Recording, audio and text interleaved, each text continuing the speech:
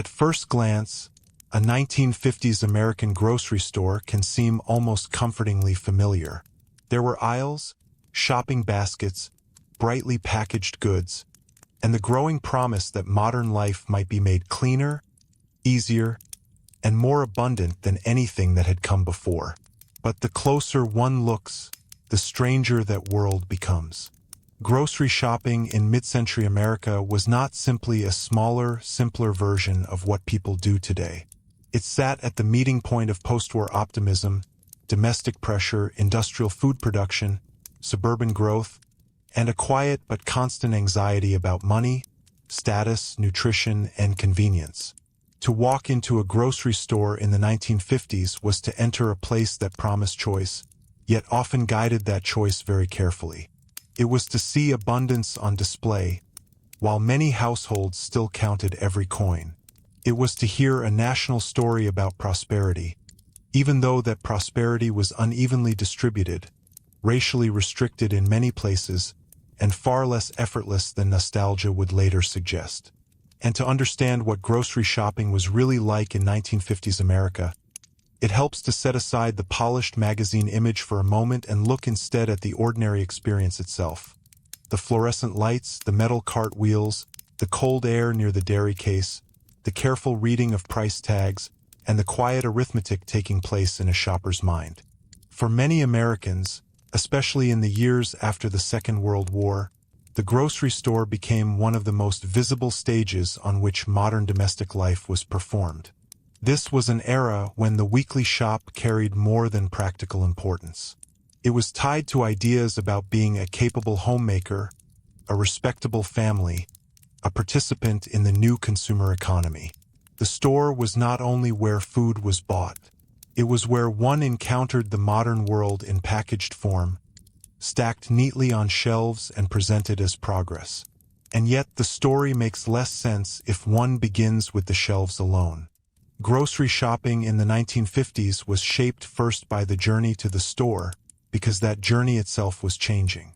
In earlier decades, many Americans had relied on smaller neighborhood groceries, butcher shops, bakeries, produce sellers, or general stores. But by the 1950s, especially in suburbs and expanding towns, the supermarket was gaining ground as a new kind of destination. The family car mattered here. So did parking space. So did road access. The rise of the supermarket was connected to a broader reorganization of American life, in which residential neighborhoods, shopping districts, and work locations were increasingly separated by distance. That shift sounds ordinary now, but it changed the feel of shopping profoundly. Instead of walking down the street and buying bread from one place and meat from another, many families were now making larger, less frequent trips. They arrived with lists, budgets, and often children in tow.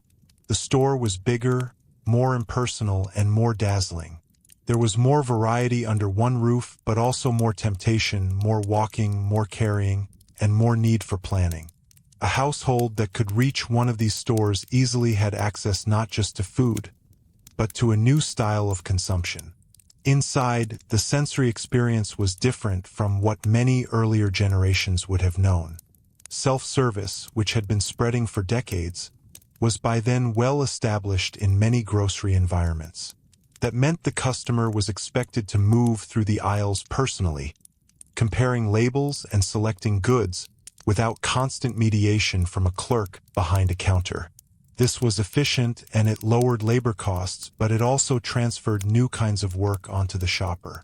The customer now had to navigate the store, find the items, assess quality from packaging, resist impulse purchases, and make countless small decisions independently. That independence was often presented as freedom. In one sense, it was, a shopper could browse. She could compare brands. She could take her time with canned soup, breakfast cereals, shortening, coffee, crackers, gelatin desserts, and all the other increasingly standardized goods of industrial food culture. But there was also a new pressure built into that freedom. The more brands that appeared, the more one had to choose, and the more those choices were subtly tied to class aspirations, family ideals, and the burden of doing domestic life correctly. Much of this burden fell, of course, on women. Not universally and not without exception, but overwhelmingly. In the dominant public imagination of 1950s America, grocery shopping was part of the work of the housewife, and that role was idealized with extraordinary force. Advertisements, magazines, and television increasingly told women that feeding the family well was not simply one task among many. It was a moral and emotional responsibility.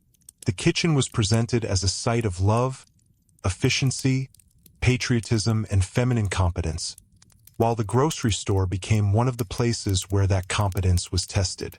This is one of the quiet contradictions at the center of the period. The 1950s are often remembered as an age of household ease, full of labor-saving devices and cheerful convenience. But convenience did not eliminate domestic work. Changed its form. A woman shopping in 1954 might indeed have access to canned goods, frozen vegetables, sliced bread, cake mixes, and refrigerated products that would have astonished earlier generations.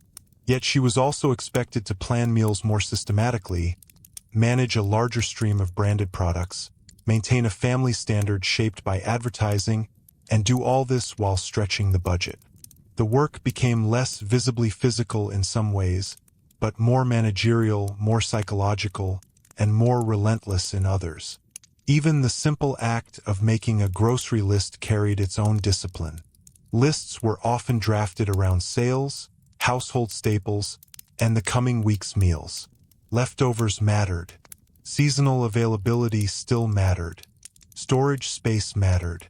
So did the pay schedule. A family paid weekly might shop in a different rhythm from one managing irregular income. A mother with a pantry, an icebox or refrigerator, and a modest amount of freezer space would think differently from someone with less room to store bulk purchases. And time is an important part of this story, because the supermarket promised efficiency while often consuming more time than memory later admits. A large store required walking every aisle or nearly every aisle, especially if layouts were arranged to increase exposure to other products. Shoppers compared sizes and prices. Some stood uncertainly before unfamiliar prepared foods, trying to decide whether a new convenience item was worth the cost. Others checked produce carefully because appearance could be deceptive. Children slowed the process. So did waiting in line at the checkout, where each item was rung up by hand and often packed by store employees into brown paper bags. Those bags, in fact, tell a small but revealing story. Paper sacks were ordinary, even iconic, but they imposed their own limits. A household doing a substantial weekly shop might leave with several heavy bags, each carefully balanced, each at risk of tearing if overloaded or damp. Once home, everything still had to be carried inside, unpacked, stored, and mentally organized into future meals. Grocery shopping ended not at purchase, but at the point when the food had been incorporated into the domestic system of the home. And that system was more fragile than the era's cheerful imagery suggests. Food waste was taken seriously in many households, not least because the memory of Depression hardship and wartime rationing remained close. Many adults shopping in the 1950s had lived through both. They remembered scarcity, substitution, coupon books, saving grease, stretching meat, and making do. So even while the post-war market overflowed with branded plenty, older habits of caution remained deeply influential. A shopper might admire abundance and still distrust extravagance. She might buy convenience foods selectively while continuing to cook from scratch because it was cheaper, more filling, or simply more familiar. This is where the period begins to feel more complex than its nostalgic afterimage. The famous image of the 1950s supermarket is one of gleaming order and uncomplicated plenty. But many people moving through those stores were not naive consumers dazzled by modern packaging. They were experienced managers of scarcity navigating a new abundance carefully. They compared unit value even when the term itself was not always formalized in the way later shoppers would know it. They knew that a bright package did not guarantee quality, that a sale could lure one into spending more overall, and that family preferences could become unexpectedly expensive. Price sensitivity shaped nearly everything. Even in a period of broad economic growth, food remained a serious household expense. The size of that expense varied by income, region, race, and household size, but grocery shopping was not a casual outing for most families. It was a calculation. Meat, coffee, butter, sugar, flour, milk, and eggs were not abstract commodities. They were anchors of the weekly budget. A rise in the price of beef could rearrange the meal plan. Fresh fruit might be limited by season or cost. Branded cereals could seem modern and appealing, but oatmeal or homemade breakfasts might still make better financial sense. If you enjoy these slow, careful journeys into the texture of everyday history, there is plenty more waiting along the way. One of the most interesting things about 1950s grocery shopping is that the store itself was teaching people how to want. This was not entirely new, but the scale was changing. Product placement, packaging design, in-store displays, and national advertising worked together with unusual power. Foods were increasingly sold not only for nourishment or thrift, but for convenience, status, novelty, and even emotional reassurance. A can of soup might promise efficiency. A boxed dessert might promise maternal success without exhaustion. A breakfast cereal might promise health, modernity, and a happier child, all at once. What looked like simple consumer choice was often a carefully arranged educational environment. The shopper was being trained into a new relationship with food. Brand loyalty became important because brands offered trust in an era of industrial distance. If your peas came in a can from far away, if your cake arrived as a mix in a box, if your orange juice was frozen concentrate, then the package had to do some of the work once done by local familiarity or direct inspection. Labels, logos, mascots, and slogans were not decorative extras. They were part of how industrial food became emotionally acceptable in the home. Yet this did not mean that fresh foods vanished or that everyone surrendered gladly to processed eating. Far from it. Produce sections still required judgment. Shoppers handled apples, examined lettuce, and assessed potatoes for bruising or softness. Meat departments remained crucial, and here the reassuring story of supermarket modernity often met the stubborn reality of cost.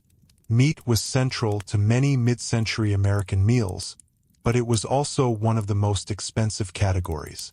Cuts, grades, and specials mattered a great deal, and the butcher counter could still be a place where practical knowledge counted for more than advertising. In many stores, the meat department also carried a social charge. A good cut for Sunday dinner, a cheaper cut for stew, ground beef for stretching across several meals, bacon as flavor rather than centerpiece. All of this reflected more than taste. It reflected strategy. And strategy reveals something deeper than nostalgia usually does. Because beneath the bright surface of post-war consumer confidence, grocery shopping in 1950s America was still, very often, about disciplined compromise. A family could look prosperous from the outside while living within narrow limits.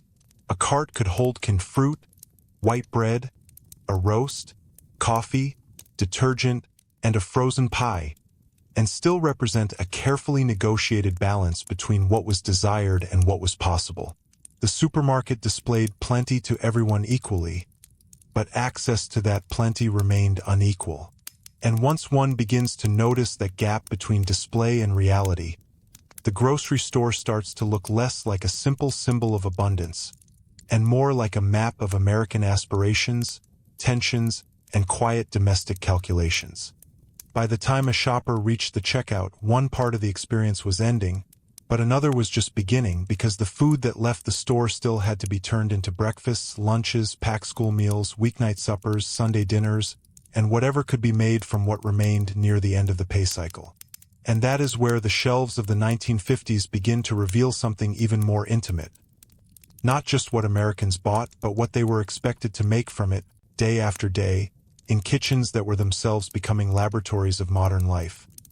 And whatever could be made from what remained near the end of the pay cycle depended not only on what had been bought, but on what the kitchen itself could do with it. By the 1950s, the American kitchen was being reimagined as a place of efficiency, cleanliness, and technical progress.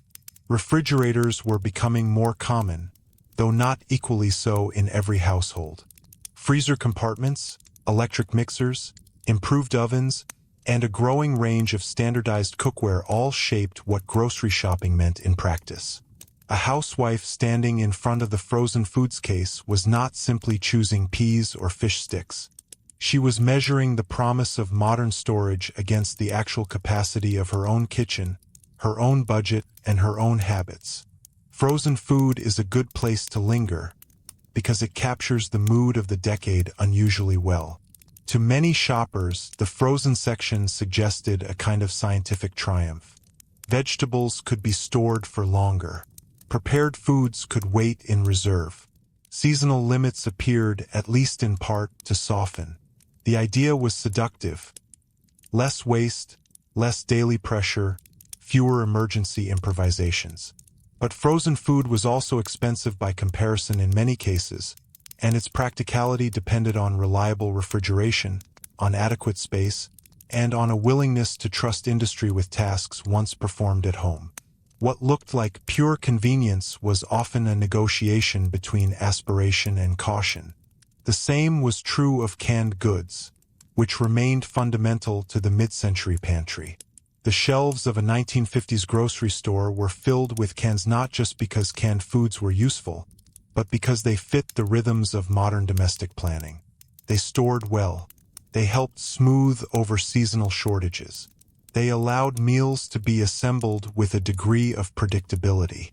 A family could keep canned beans, soup, tomatoes, peaches, tuna, evaporated milk, and vegetables as a kind of edible insurance policy. In a world where daily shopping was giving way to weekly or less frequent trips, shelf stability mattered enormously. Yet canned food also introduced a quieter historical twist. From a distance, the era's grocery abundance can look like a triumph of freshness and endless variety. In reality, much of that abundance was built on preservation, processing, and standardization. The 1950s supermarket did not defeat the problem of time so much as reorganize it. Food was made to last longer, travel farther, and behave more predictably. That stability allowed the modern household to function more smoothly, but it also moved Americans further from the direct textures of local seasonality that earlier generations had known intimately. The tomato in a can could be reliable. It could also be a reminder that reliability and immediacy were no longer the same thing. Fresh produce, meanwhile, occupied an interesting middle ground between older and newer food worlds. The produce department looked colorful and optimistic, often arranged to signal freshness and health at the very entrance of the store. But the idea that all produce was plentiful and excellent year-round would be misleading. Selection was narrower than many modern shoppers are used to, and the quality could vary sharply depending on region, season, transportation, and local handling. A shopper in California did not encounter exactly the same produce possibilities as one in the upper Midwest. Winter produce in northern climates could feel especially limited.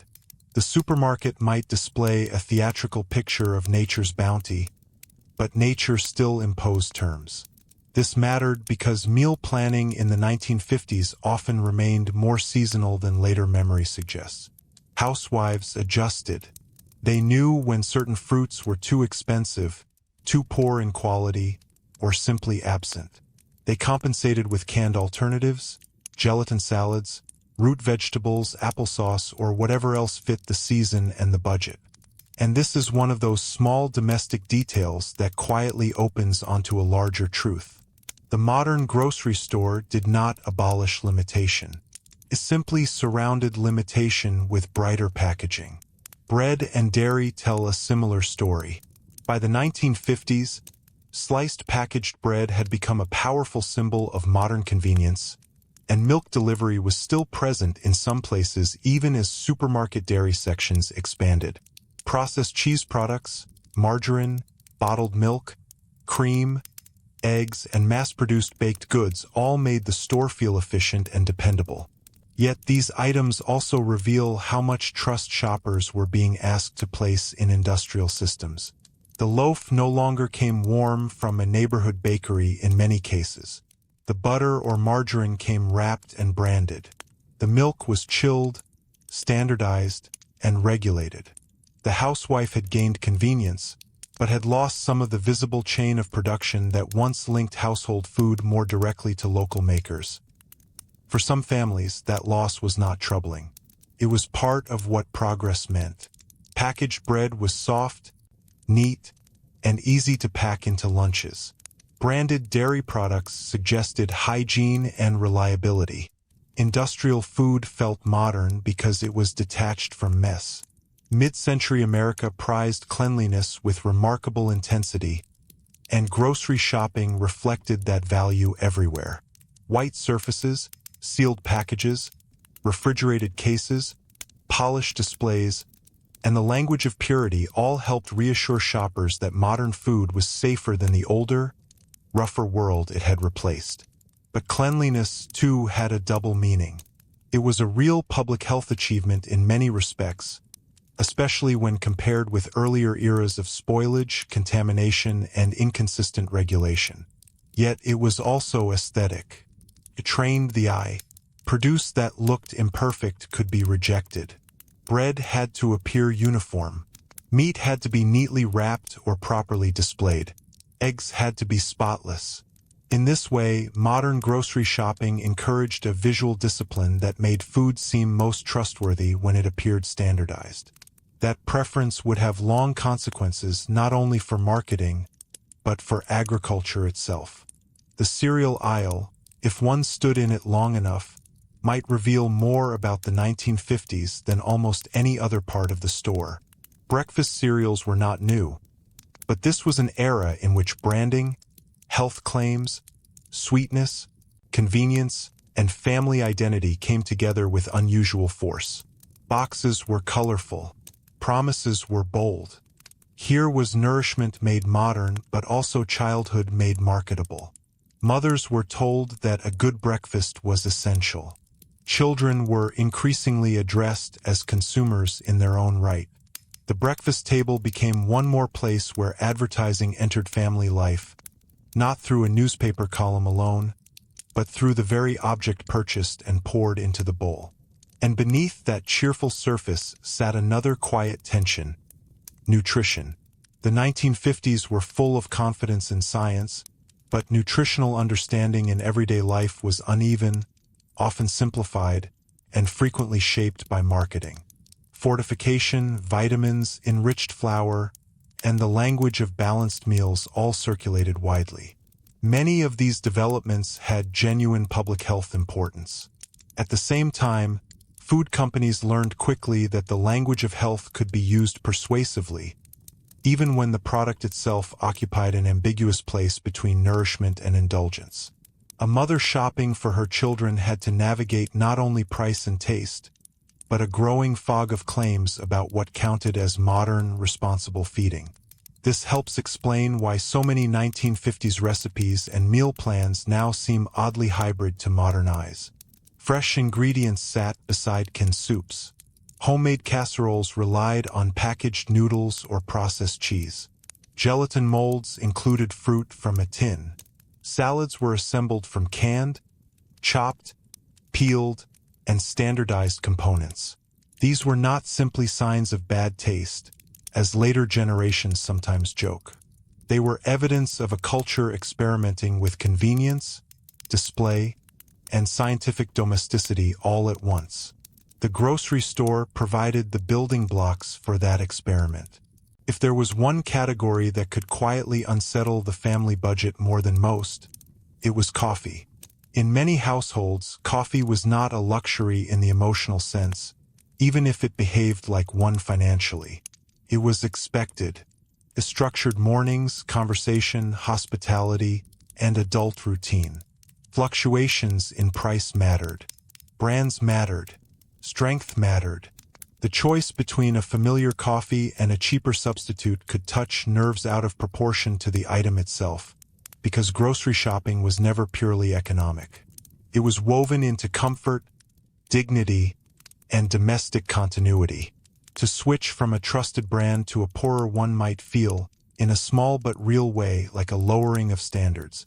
Children, meanwhile, experienced the store differently. For them, it could be bright, long, and full of forbidden possibility. Candy, gum, soda, box treats, novelty cereals, and small impulse items near the checkout were not arranged by accident. A supermarket was a place where desire could be trained early. Parents had to manage not just purchases but pressure. A child asking for a sweetened cereal or a candy bar introduced a little human drama into the weekly arithmetic. To refuse repeatedly could feel wearying. To give in too often could distort the budget. Grocery shopping, therefore, became one more arena in which adults taught restraint while stores taught appetite.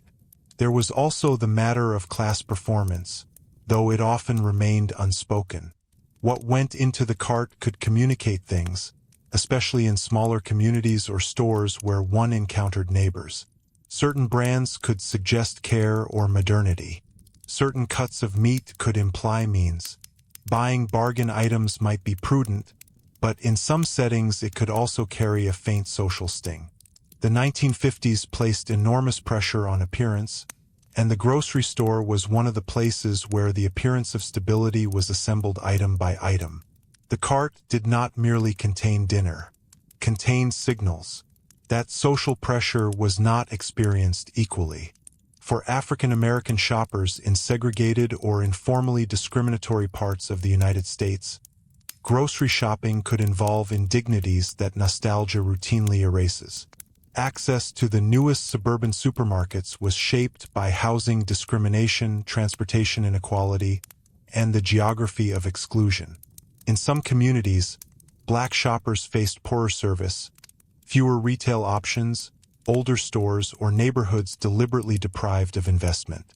The glowing national image of post-war abundance was real for some, partial for many, and obstructed for others. To say that grocery shopping in the 1950s was modern and abundant is therefore only partly true unless one also asks, for whom and under what conditions? Rural shoppers encountered another version of that difference. In smaller towns and farming areas, the supermarket model arrived unevenly. Some families still relied heavily on local stores, seasonal preservation, home gardens, hunting, fishing, or food raised on their own land. For them, grocery shopping might fill gaps rather than supply the whole diet. Flour, sugar, coffee, spices, canned goods, and certain household products came from the store, while eggs, vegetables, fruit, or meat might come from elsewhere. This mixed economy meant that the meaning of a grocery trip varied greatly across the country. The national culture spoke in the language of the supermarket, but daily life remained stubbornly diverse. And then there were the coupons, circulars, and sale notices, all of which added another layer of mental work. Promotional pricing encouraged careful timing. Some women planned routes around specials or adjusted meals to what was discounted. Others stored extra quantities of staples when prices dipped low enough to justify the upfront cost. The idea of abundance was therefore tied not only to what existed on the shelf, but to what one could seize at the right moment. This is a useful reversal to keep in mind. The 1950s grocery store did not merely offer convenience. It rewarded vigilance. At the checkout counter, these many calculations narrowed into a single reckoning. Each item was handled, priced, and added to the total in a process slow enough for embarrassment if the amount rose beyond expectation. There was no easy, private scan of a screen in the modern sense. The sum emerged in public, and the shopper had to meet it. Cash remained common. Charge accounts or store credit existed in some settings, but cash discipline shaped the emotional texture of the trip.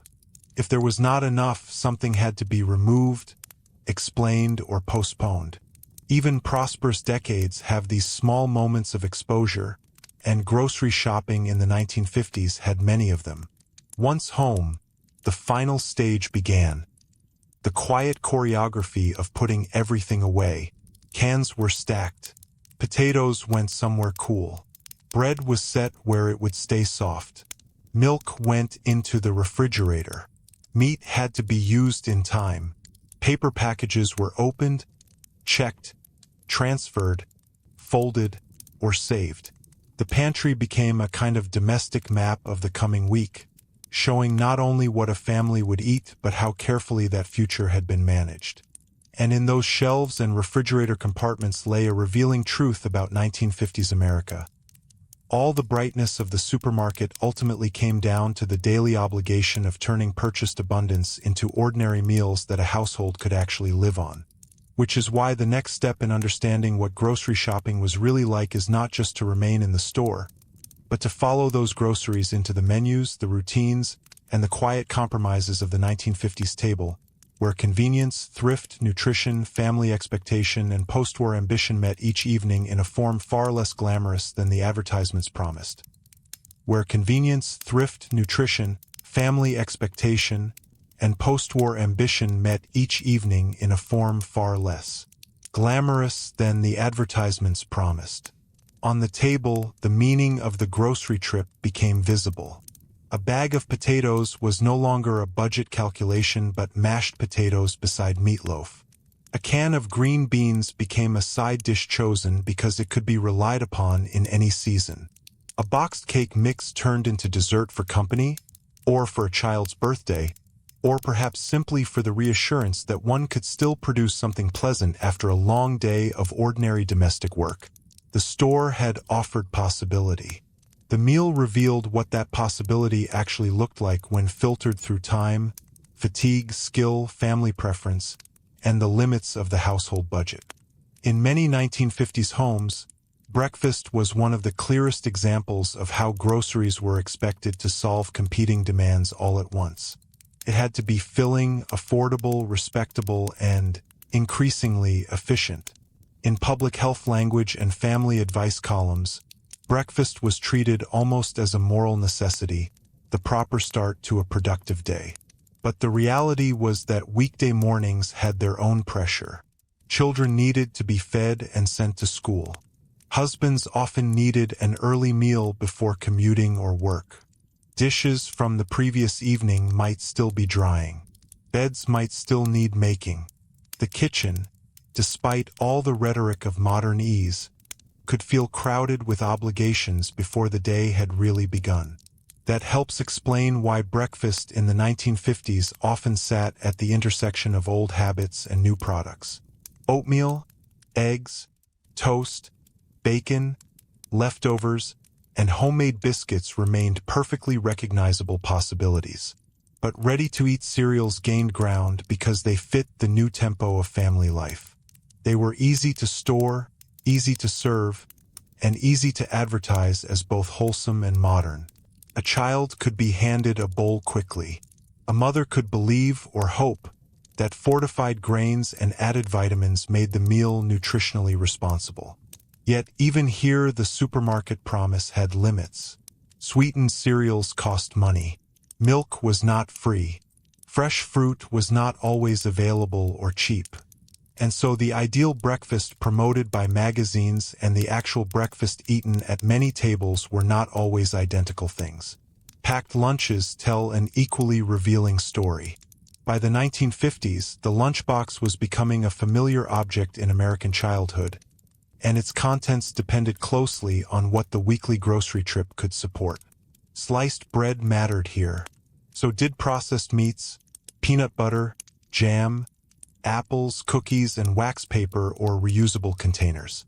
The rise of packaged bread and standardized lunch foods made school lunches more portable and predictable, but they also narrowed certain routines into repeated formulas.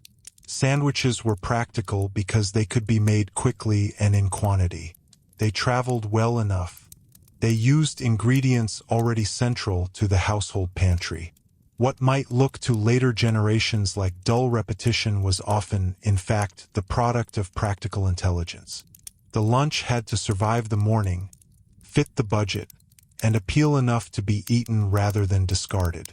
Supper, of course, carried the greatest emotional and symbolic weight. It was often imagined as the daily point at which the family reassembled and the homemaker's labor appeared in completed form. This image was powerful, but it could also be cruel in its expectations. The evening meal had to balance nutrition, cost, time, taste, and family harmony. If a husband disliked casseroles or children refused vegetables, or the budget would not stretch to fresh meat, then the glowing ideals of post-war domestic life met the stubborn individuality of actual people.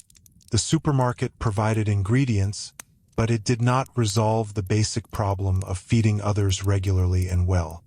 Casseroles became so important in part because they answered that problem with unusual efficiency. They could stretch expensive ingredients with cheaper ones.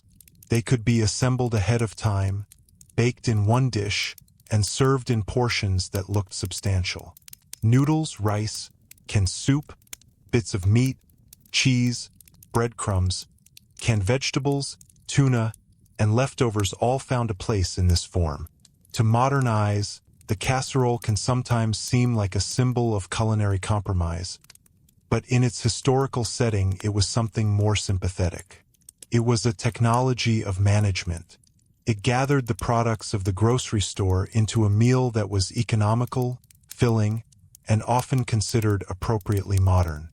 The same is true of the gelatin salads and molded dishes that later generations have often treated as comic evidence of a tasteless era. Their popularity makes more sense when seen from inside the grocery culture that produced them.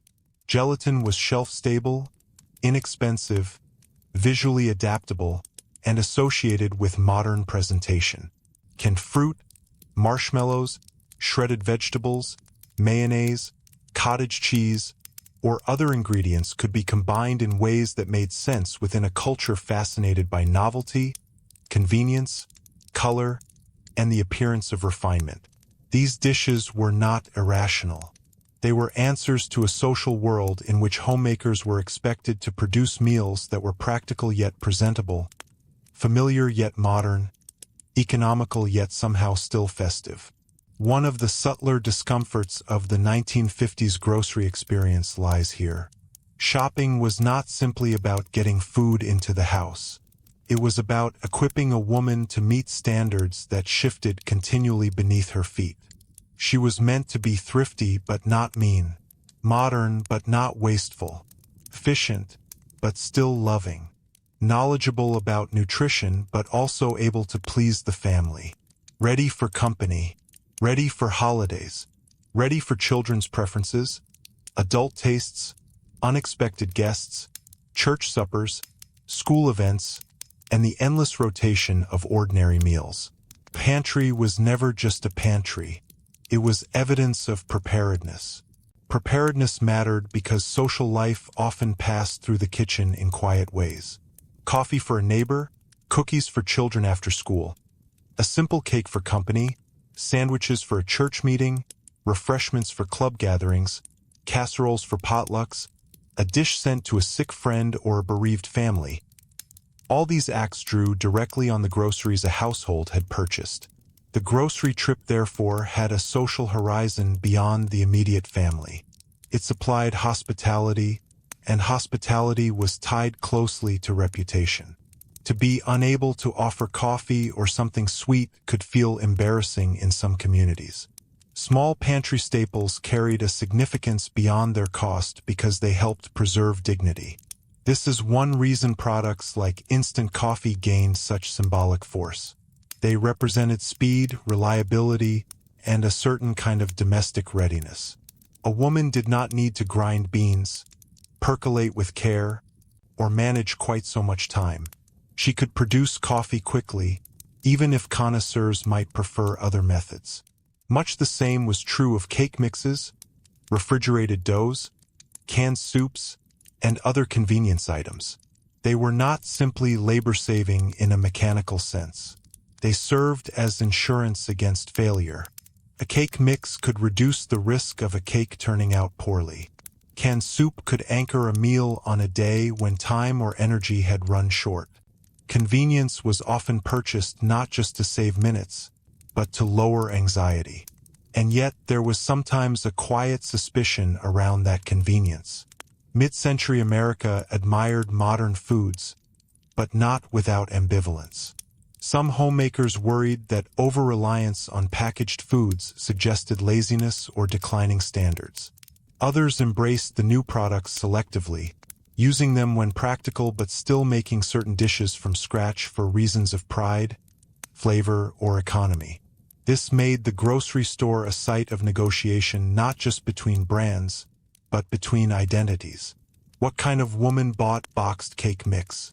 What kind insisted on baking from basic ingredients? What counted as smart adaptation, and what counted as cutting corners? Those judgments varied, but they were part of the atmosphere. Advertising understood this tension and worked carefully around it. Rather than telling women simply to stop cooking, many campaigns promised that convenience foods would help them cook better, present better, and care better. The implied message was subtle but powerful. Industrial food would not replace homemaking. It would perfect it. A soup mix would become the base of a more elegant casserole. Frozen orange juice would help produce a healthier breakfast. A cake mix, perhaps with added icing and decorative effort, would still carry a personal touch. The grocery store thus became a place where industrial manufacturing entered the home disguised as assistance rather than intrusion. There was also the question of leftovers, which belonged to a much older economy of household prudence. However modern a 1950s family might look, many kitchens still revolved around the careful reuse of food. Roast meat became sandwiches, hash, stew, or casserole filling. Stale bread became crumbs, toast, dressing, or pudding. Vegetables could be folded into soups. Bacon fat might still be saved. Drippings were not casually discarded everywhere. This practical conservatism sat alongside the new consumer abundance in a way that modern nostalgia often misses. The post-war household could buy brightly packaged convenience foods and still operate according to habits formed by scarcity. The supermarket promised endless supply, but the kitchen often answered with careful reuse. Children learned these values too, though not always willingly. A child might be drawn to the bright cereal box or candy display, but at home that same child encountered the rule against waste, the instruction to finish what was on the plate, or the expectation that leftovers would be eaten the next day. This coexistence of temptation and discipline reveals something central about 1950s consumer life. The market was teaching appetite more aggressively than ever, while the household was still trying to teach restraint. Regional habits complicated things further. A grocery basket in New England did not look exactly like one in Texas, Louisiana, or the Midwest. Even within the broad national system of brands and chain stores, American eating remained deeply regional. Flour, lard, cornmeal, beans, rice, grits, local produce, preserved fruits, pickles, smoked meats, and specific baking traditions persisted. Ethnic neighborhoods, immigrant communities, and rural enclaves often maintained shopping habits that differed sharply from the polished national image presented in mainstream advertising. The 1950s supermarket encouraged standardization, but the table still preserved local memory. This mattered especially for families whose food traditions did not align neatly with the Anglo-American suburban ideal that dominated magazines and television. Italian-American, Mexican-American, Jewish, African-American, Eastern European, and many other households often balanced mainstream grocery products with ingredients sought from specialty stores, neighborhood markets, or home preparation. In some cases, ordinary supermarkets simply did not stock the items needed for familiar dishes. In others, families adapted, substituted, or bought from multiple places.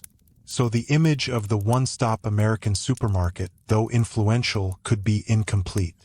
For many people, grocery shopping remained a layered practice rather than a single destination ritual. Even where the supermarket was central, gender and labor remained impossible to separate from the food itself. Men certainly shopped in some households, and single men, widowers, working women, and many others do not fit neatly into the dominant image. But the cultural script of the 1950s still placed the responsibility for food management largely on women. This is important because it changes how one hears the era's language of convenience. A frozen dinner or canned sauce did not float into a neutral household. It entered a gendered economy of expectation. Modern food technology was often celebrated as liberating women from labor, but in practice it sometimes simply raised the standard of what women were expected to accomplish with the time supposedly saved. If dinner was easier, perhaps the house should be cleaner. If a cake could be made faster, perhaps entertaining should be more frequent. If packaged bread reduced effort, perhaps children's lunches could be more elaborate. Labor-saving devices and convenience foods did not necessarily reduce the moral pressure surrounding domestic performance. In many cases, they reorganized it. This is one of the most revealing reversals in the whole story. The supermarket looked like a monument to ease, but it often supplied a household culture that remained demanding, observant, and quietly exhausting.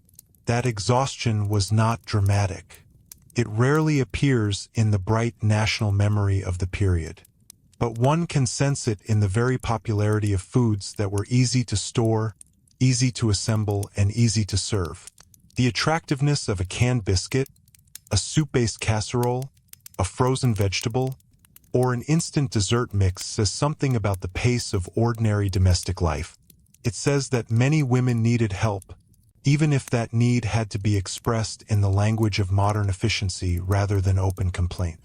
The grocery store offered relief in measured, branded portions. At the same time, many families took genuine pleasure in these products. It would be too simple to treat everything modern as false consciousness and everything homemade as authentic virtue. Children enjoyed store-bought treats. Adults appreciated variety. New products could feel exciting. A frozen pie, a new cracker, a box stuffing mix, a novel soft drink, or a better ice cream could add small pleasures to life. The 1950s were not merely an era of manipulation. They were also an era in which ordinary people encountered new forms of comfort and choice that could be sincerely welcome. And perhaps that is why the grocery store became such a powerful symbol in American memory. It compressed both the promise and the strain of the decade into one shared routine. To shop in 1950s America was to feel all at once the confidence of industrial abundance, the pressure of household budgeting, the persuasive hum of advertising, the discipline of respectability, and the stubborn continuity of older habits of thrift. It was a weekly ritual in which national ideals were translated into cans, cartons, wrapped meat, bread loaves, coffee tins, and paper bags carried back into ordinary kitchens. If there is a detail worth pausing over here, it may be the handwritten menu note or mental plan that connected the pantry to the days ahead. Monday might mean leftovers remade. Tuesday could be a casserole night. Friday might lean toward fish in some households. Sunday dinner might justify a better cut of meat and a more elaborate dessert if the budget allowed. The grocery trip was therefore not just a transaction but a quiet act of forecasting.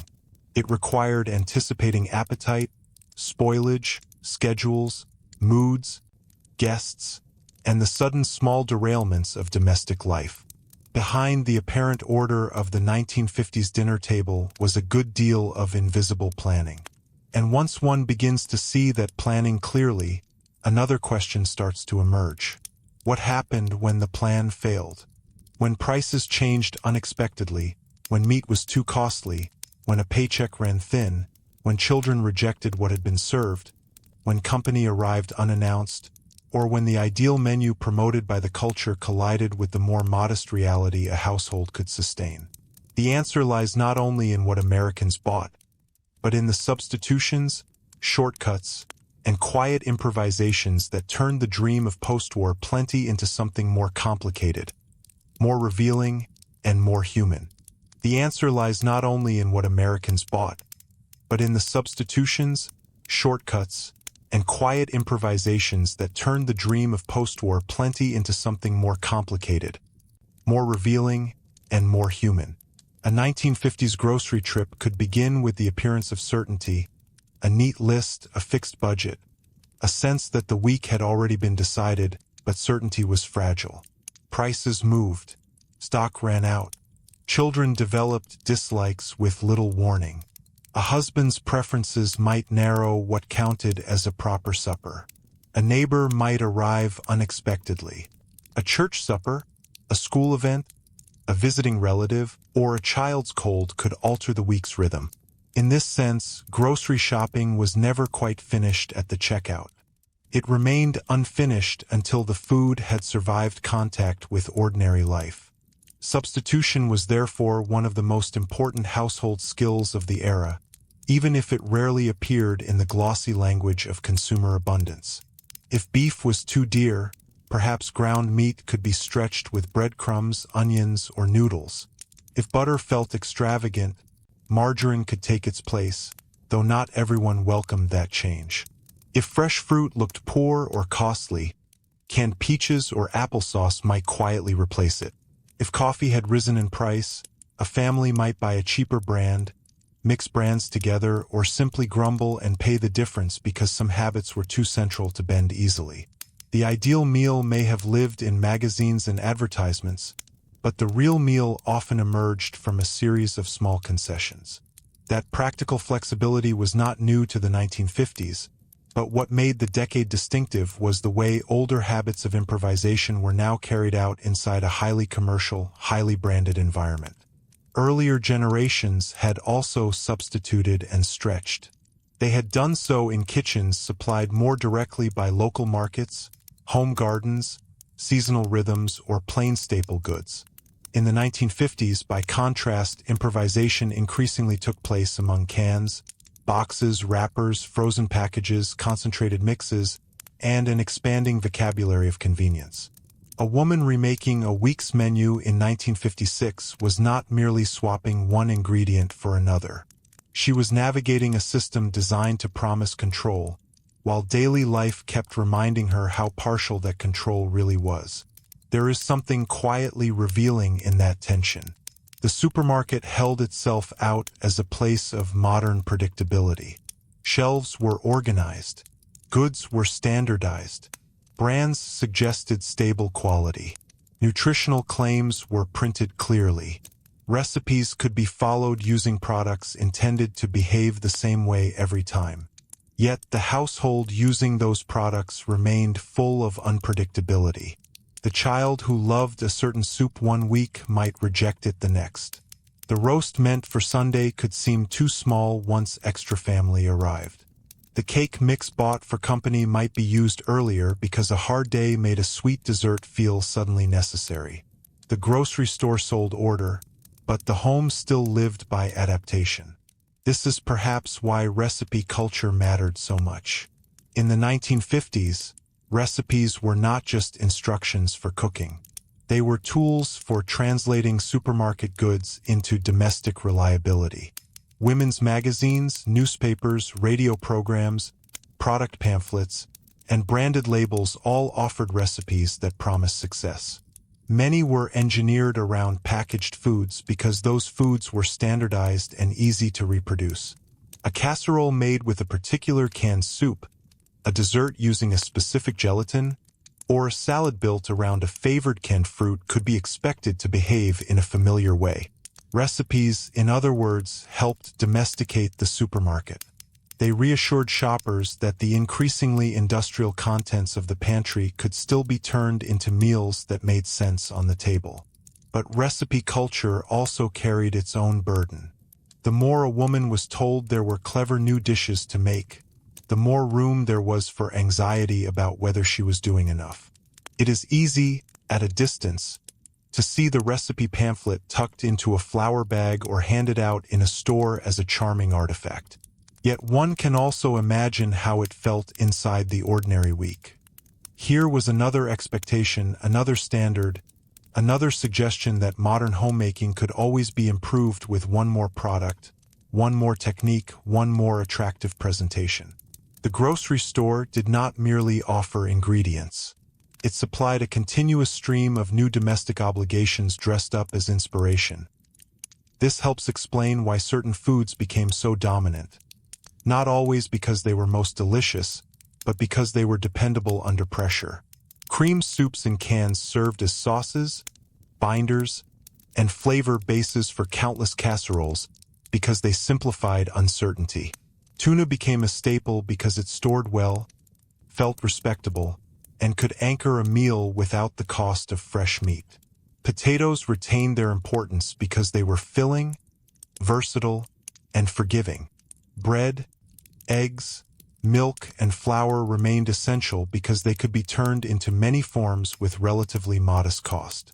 In the calm glow of post-war consumer imagery, the kitchen looks almost leisurely. In practice, the foods that endured were often the foods that tolerated fatigue. Fatigue itself deserves a place in the story. Not dramatic exhaustion, perhaps, but the steady wearing effect of repetition. Grocery shopping in 1950s America was not a novelty after the first glow of abundance had worn off. It was weekly, monthly, seasonal, and cumulative. It was pushing a cart, comparing prices, carrying bags, storing food, cooking it, serving it, cleaning up, and doing it again. The supermarket could feel exciting in moments, especially with new products or holiday displays, but routine has its own gravity. For many women, shopping was part of a cycle that demanded both efficiency and emotional steadiness. The family had to be fed whether or not the work felt appreciated. Appreciation, of course, was inconsistent.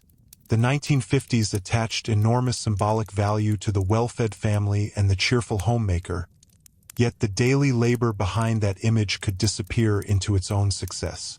A meal that appeared effortlessly on the table often concealed hours of planning, shopping, carrying, storing, peeling, mixing, watching, serving, and washing. The better the household functioned, the less visible the labor could become. And because grocery shopping was coded as ordinary women's work, it was often treated as natural rather than skilled. But it was skilled. It required arithmetic, memory, forecasting, comparative judgment, and a steady awareness of household morale. That morale could hinge on surprisingly small details. A familiar brand of crackers, a preferred jam, the right coffee, enough sugar for baking, a child's favorite soup, a dessert ingredient promised for the weekend. Any one of these might matter out of proportion to its size because groceries organized comfort. Mid-century Americans lived through a period of large national confidence, but daily emotional life was still managed in very small units. A household's sense of order could be reinforced by a stocked pantry and a predictable meal. It could also be unsettled by a missing staple or an unwanted substitution. This is one reason grocery shopping carried a quiet emotional charge. It was not simply economic logistics. It was the management of ordinary reassurance. Holidays made these tensions more visible. Thanksgiving, Christmas, Easter, and other occasions expanded the grocery list beyond the weekly norm. Suddenly there were special meats, baking supplies, spices, nuts, fresh produce if it could be found, canned pumpkin, marshmallows, pie fillings, fancy crackers, relishes, olives, whipped toppings, and perhaps ingredients for dishes that appeared only once or twice a year. Holiday shopping could be exciting, but it also sharpened class difference and domestic pressure. A family that struggled with ordinary groceries might feel the holiday burden more acutely. The store itself, full of seasonal displays, did not merely supply celebration. It reminded shoppers what a proper celebration was supposed to look like. The holiday table is often remembered as generous and stable, Yet the work of assembling it in the 1950s could be intensely strategic. Timing mattered, storage mattered, oven space mattered. So did whether ingredients could be afforded in one trip or had to be gathered over several weeks. Some foods were bought early and hidden away. Others waited until the last possible moment because freshness or money required delay. Even in better-off households, holiday abundance was not magic. It was planned, financed, and carried home in pieces. The supermarket's role in that ritual made it feel almost ceremonial, a place where family memory was materially prepared. Summer introduced a different pattern. Fresh produce could become more available, gardens might contribute more, and outdoor eating changed some purchases. Hot dogs, hamburger meat, buns, pickles, bottled sodas, potato salad ingredients, watermelon, corn, and ice cream all carried seasonal associations. Yet summer also revealed the limits of refrigeration and storage in very practical ways. Food spoilage remained a real concern. Shopping for picnics or gatherings required attention to heat, transport, and timing. A modern grocery store could sell convenience, but summer reminded shoppers that food remained physical, vulnerable, and tied to weather. The bright consumer world still rested on perishable matter.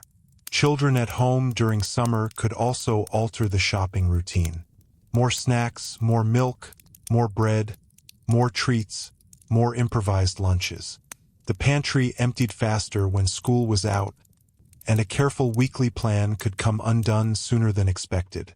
In homes with limited budgets, this might require visible rationing of certain items or a return to cheaper fillers. The 1950s are often remembered as an age of limitless family plenty, but the pantry door told a subtler story. Plenty existed, yes, but it was measured, managed, and often more temporary than the era's polished imagery allowed.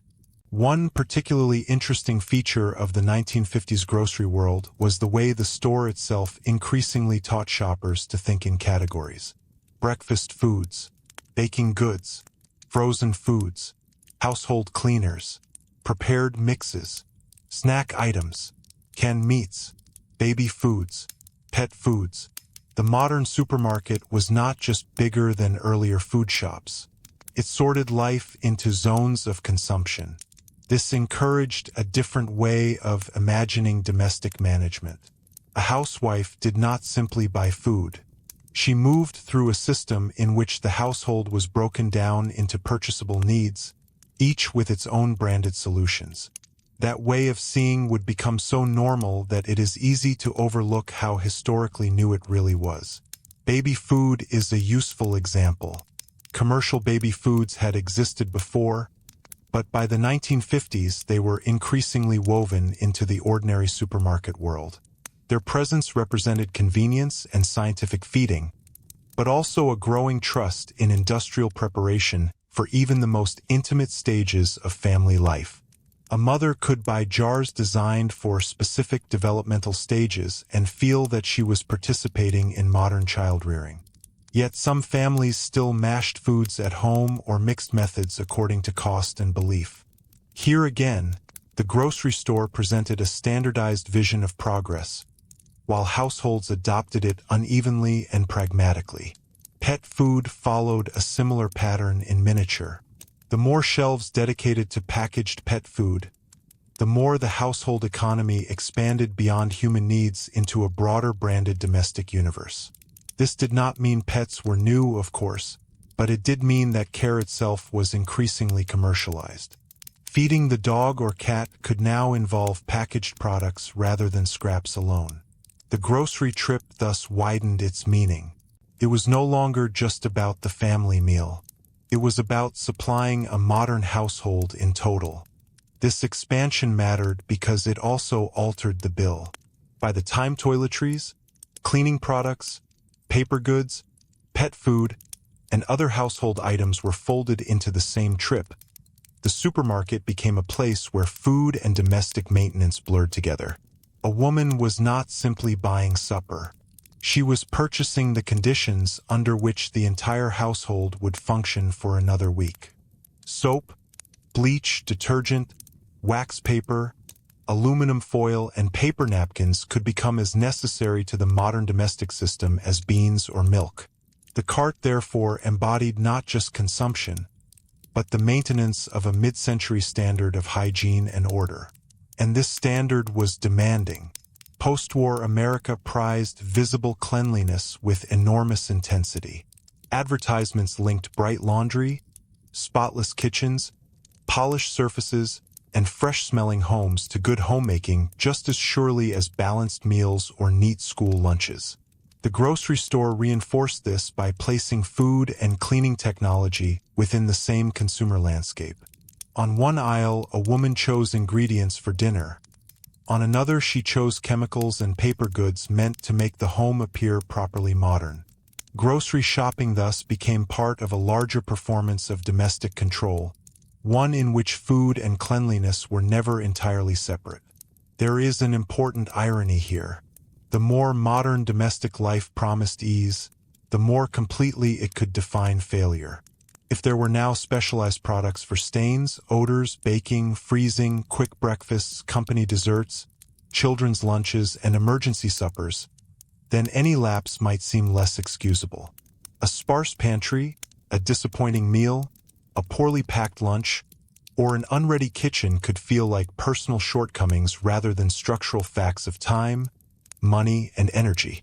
The supermarket multiplied solutions, but in doing so it also multiplied standards. That is one reason some shoppers were skeptical of novelty. Not every new product won trust immediately. Some women viewed certain prepared foods as gimmicks, poor value, or inferior in taste. Others bought them once and quietly decided not to again. Taste testing, neighborhood opinion, women's magazines, and word of mouth all shaped what became habitual. The supermarket may have been a national institution, but shopping decisions still circulated through local networks of judgment. One woman might praise a frozen dessert for saving time. Another might whisper that it was not nearly as good as homemade. The grocery store's modernity was therefore filtered through conversation as much as advertising. In many neighborhoods, stores themselves became familiar social spaces. A regular shopper might recognize clerks, cashiers, the produce man, the butcher, or other customers. This did not make the supermarket intimate in the older small shop sense, but it did mean that shopping was not always anonymous. People observed one another. They noticed pregnancies, children, aging parents, better cuts of meat, bargain brands, holiday quantities. The store was part marketplace, part routine encounter. And because so much of family reputation rested on household management, even these ordinary meetings could carry a faint social awareness. For elderly shoppers, widows, or people living alone, the trip may have felt different again. Smaller baskets, simpler meals, perhaps more reliance on canned soup, bread, eggs, and basics. The grand national image of the booming family supermarket did not fully capture these quieter customers. Yet they were there. So were people whose health, mobility, or income made shopping difficult. The broad story of post-war grocery culture can obscure these edges, but the edges matter because they remind us that the store's promise of abundance always met the particular body, the particular household, the particular set of limits. And somewhere between those limits and those promises, another transformation was slowly taking shape. Americans were not only buying more packaged and processed food, they were also learning to expect that food to be available regularly, attractively, and under one roof. That expectation would shape future decades powerfully. But in the 1950s, it still coexisted with memory. Memory of ration books, memory of empty shelves during wartime disruptions, memory of Depression thrift, memory of gardens and cellars and local shops. Grocery shopping in this period sat at a hinge in history. One foot remained in an older culture of caution, while the other stepped into a more fully consumer-driven future. And it is at that hinge that the experience becomes especially revealing, because once one asks not only what was bought, but how shoppers learn to trust the abundance before them, a new layer of the story begins to emerge.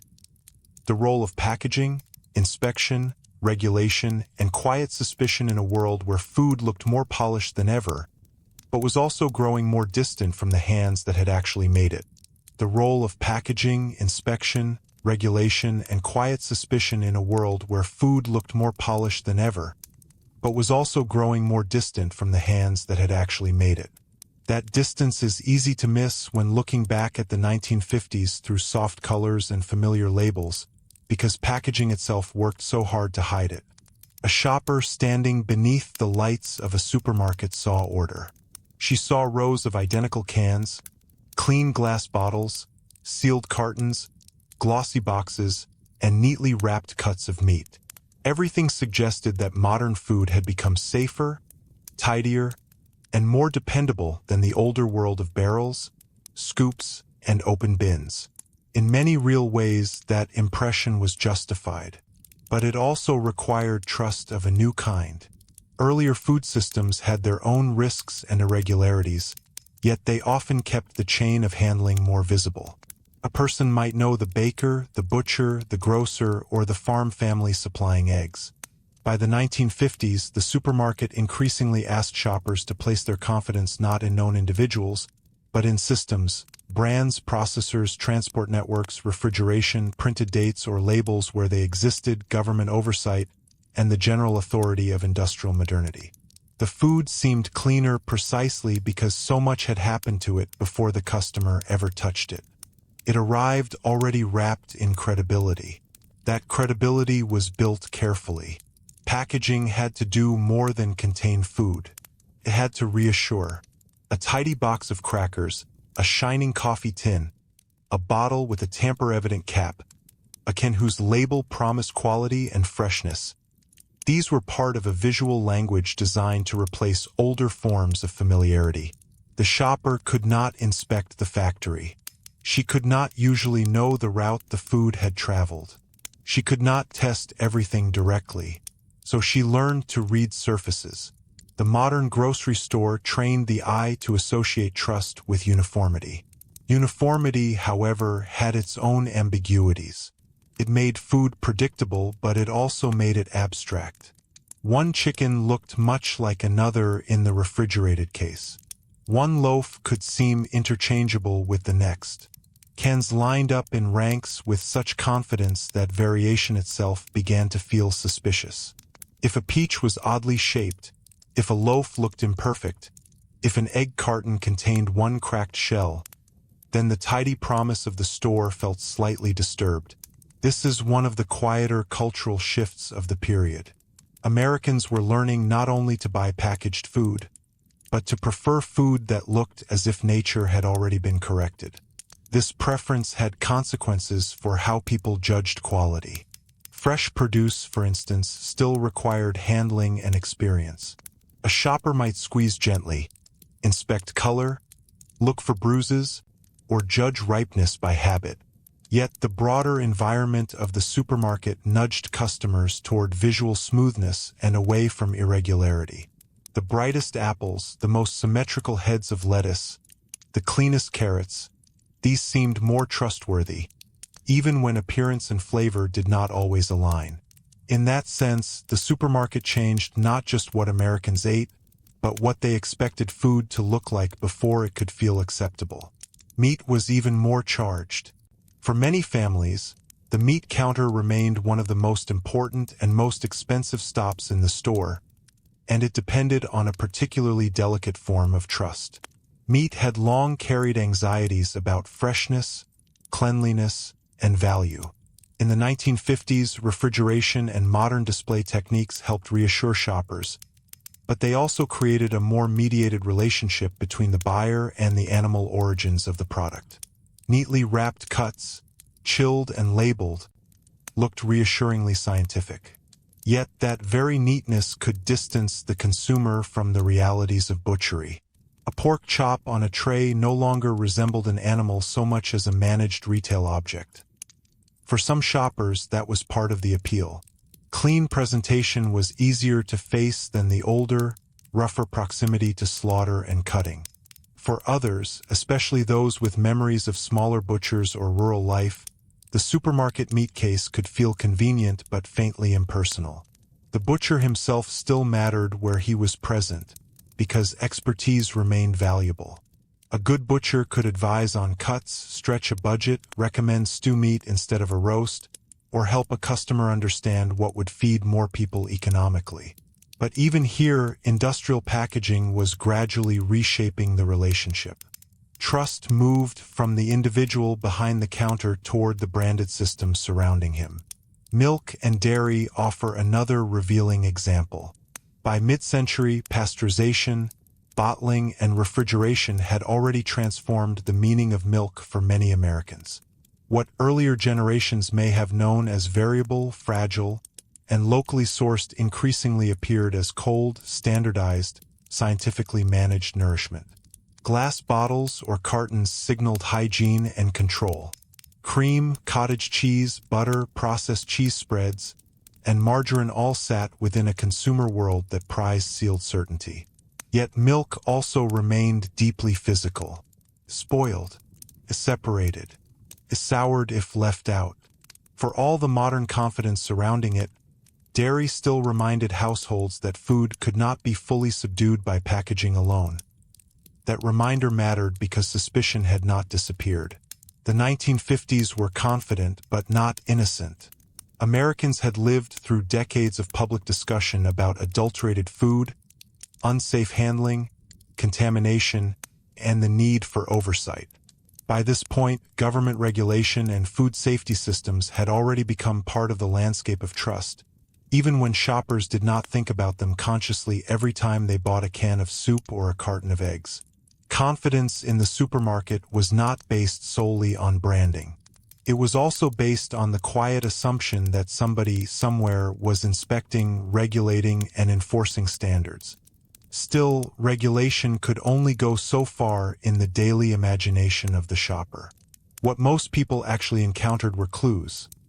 The condition of the store, the smell near the produce section, the shine of the floor, the demeanor of clerks, the apparent coldness of the refrigerated cases, the cleanliness of the meat counter, the neatness of stacked shelves.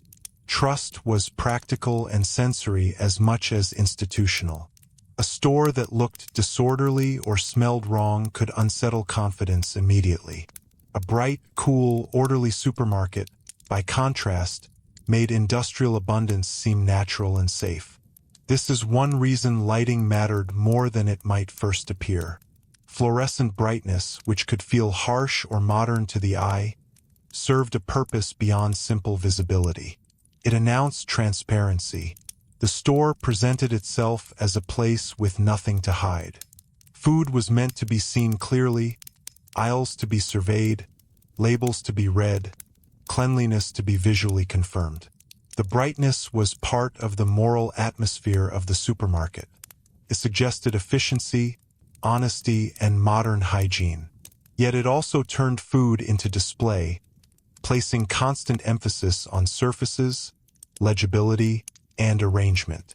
Surfaces were especially important in the world of canned and boxed goods.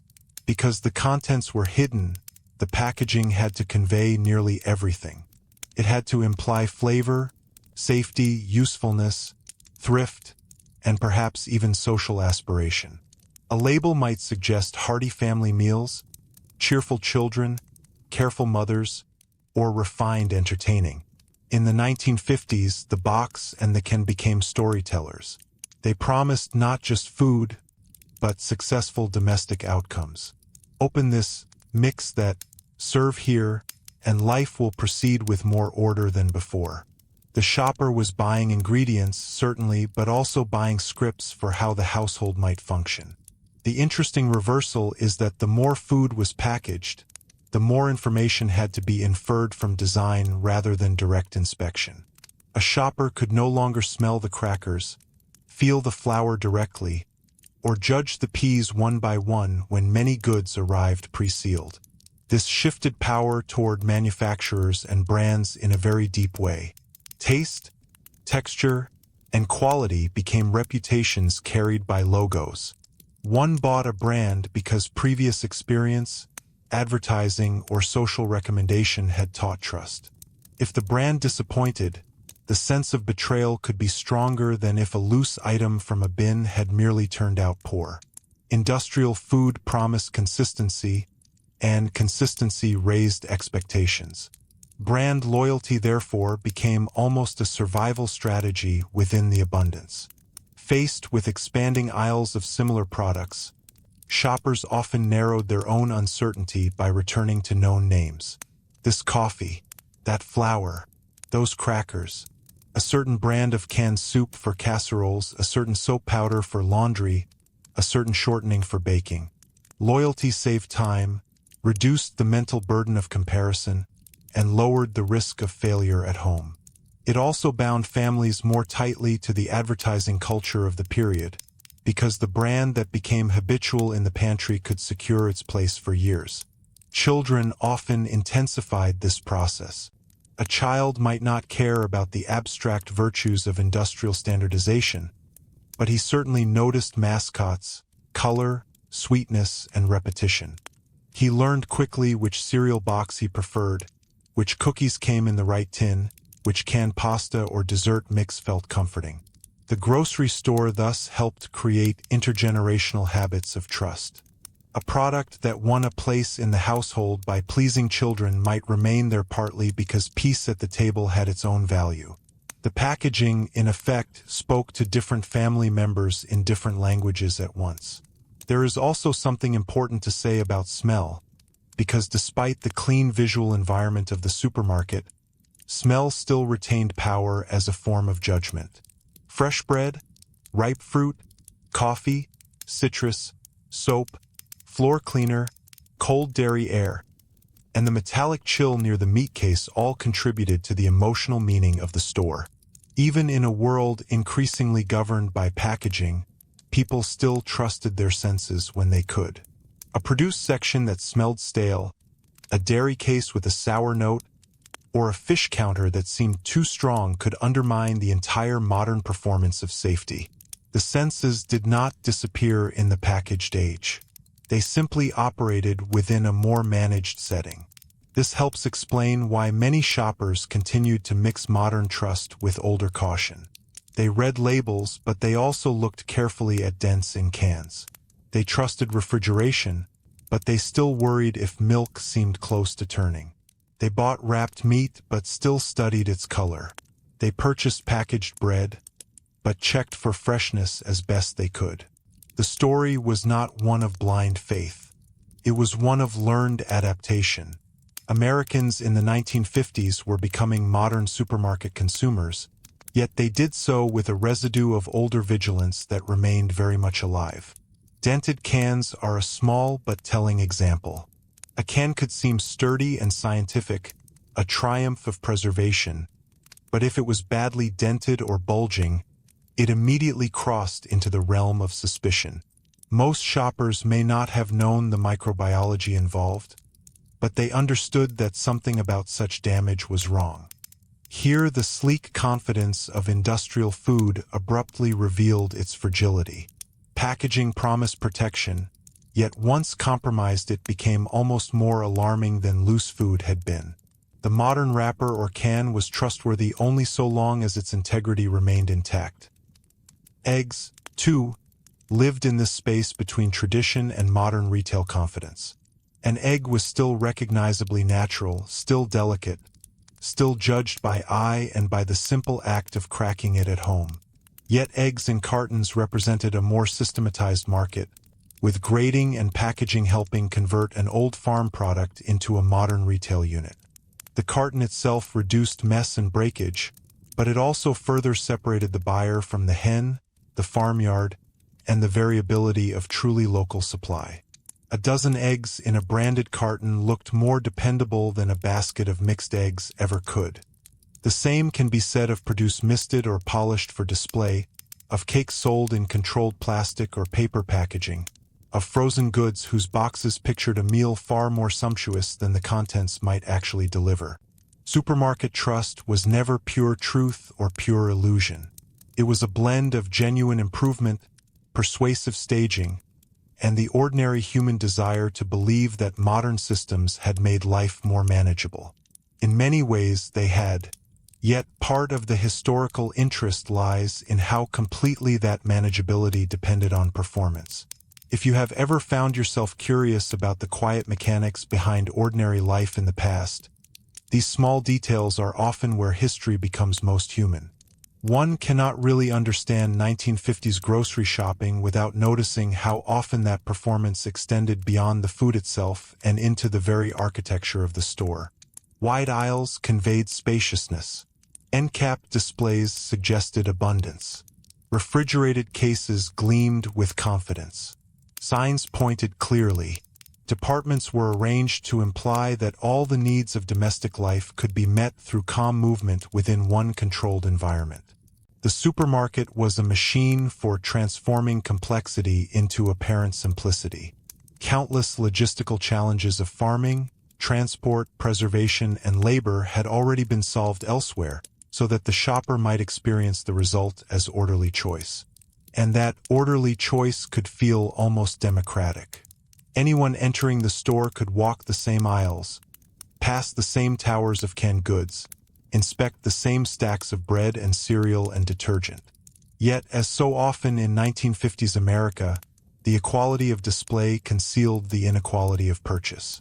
The shelves did not force the poor to buy differently. The budget did that. A lower-income shopper saw the same gleaming packages but had to convert them immediately into categories of possible and impossible. The modern store universalized desire before the checkout counter reintroduced hierarchy. That is one reason bargain bins, sale tags, and store brands mattered so much. They allowed access, but they also marked it. A store brand or discounted item could be perfectly respectable and sensible, yet in a culture so attentive to appearance, some shoppers may have felt the difference keenly. Others embraced bargains proudly as evidence of competence.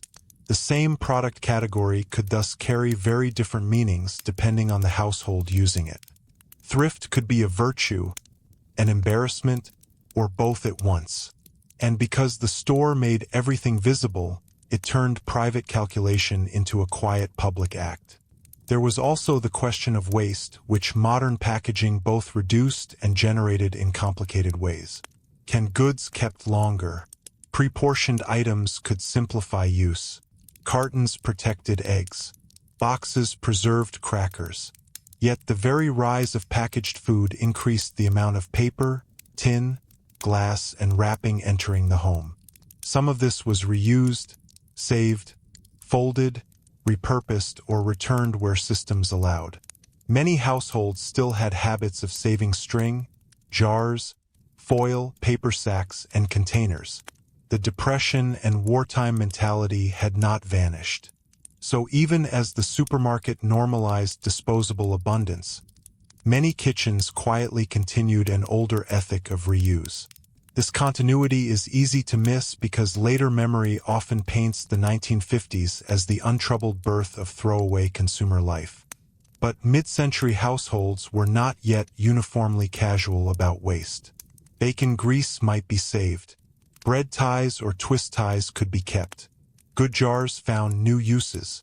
Brown paper bags might line bins, wrap lunches, cover books, or store odds and ends. The packaged supermarket and the saving household coexisted. One sold polished consumption. The other still remembered how to make things last. And that memory shaped trust as well. A person who had lived through scarcity did not always take abundance at face value. Bright packaging could be appreciated without being fully believed. An attractive label might invite purchase, but older instincts asked quieter questions. How far will this stretch? Is it worth the price? Will the children actually eat it? Is it as good as it claims? Can the empty container be used again? In that sense, the 1950s grocery store was full not only of consumer optimism, but of consumer scrutiny. It was a place where hope and doubt moved side by side in the same cart. All of this helps explain why the checkout line could feel like more than a mere ending. It was the point at which trust, desire, budget, and judgment finally hardened into numbers. The brands chosen, the packages believed, the substitutions made, the suspicions ignored or heeded, all of it arrived there together. The goods passed from display to ownership, from public promise to private responsibility. And once they crossed that threshold, another quieter question began to matter.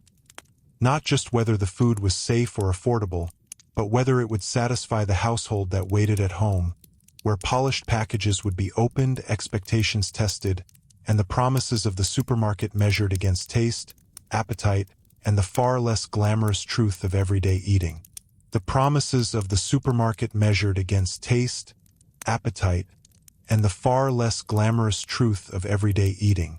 Because once the bags were carried inside and the packages opened, food left the carefully staged world of retail display and entered a setting that was much harder to manage. At home, there were no polished aisles, no reassuring labels facing forward, no cool white lights giving everything the same calm surface. There was only the kitchen table, the stove, the cupboard, the refrigerator, the waiting family, and the moment in which a purchased product had to prove itself. A cereal that looked cheerful on the shelf might turn soggy too quickly. A canned soup advertised as rich and comforting might taste thin unless altered. A cut of meat might shrink disappointingly in the pan. The grocery store sold expectation very effectively. The household had to live with the result. This is where taste becomes historically important, not as a matter of refined culinary judgment, but as a form of domestic reality. Taste determined whether a product stayed in the routine or quietly vanished from the next shopping list. Many grocery purchases in the 1950s were experiments, even when they were presented as dependable staples.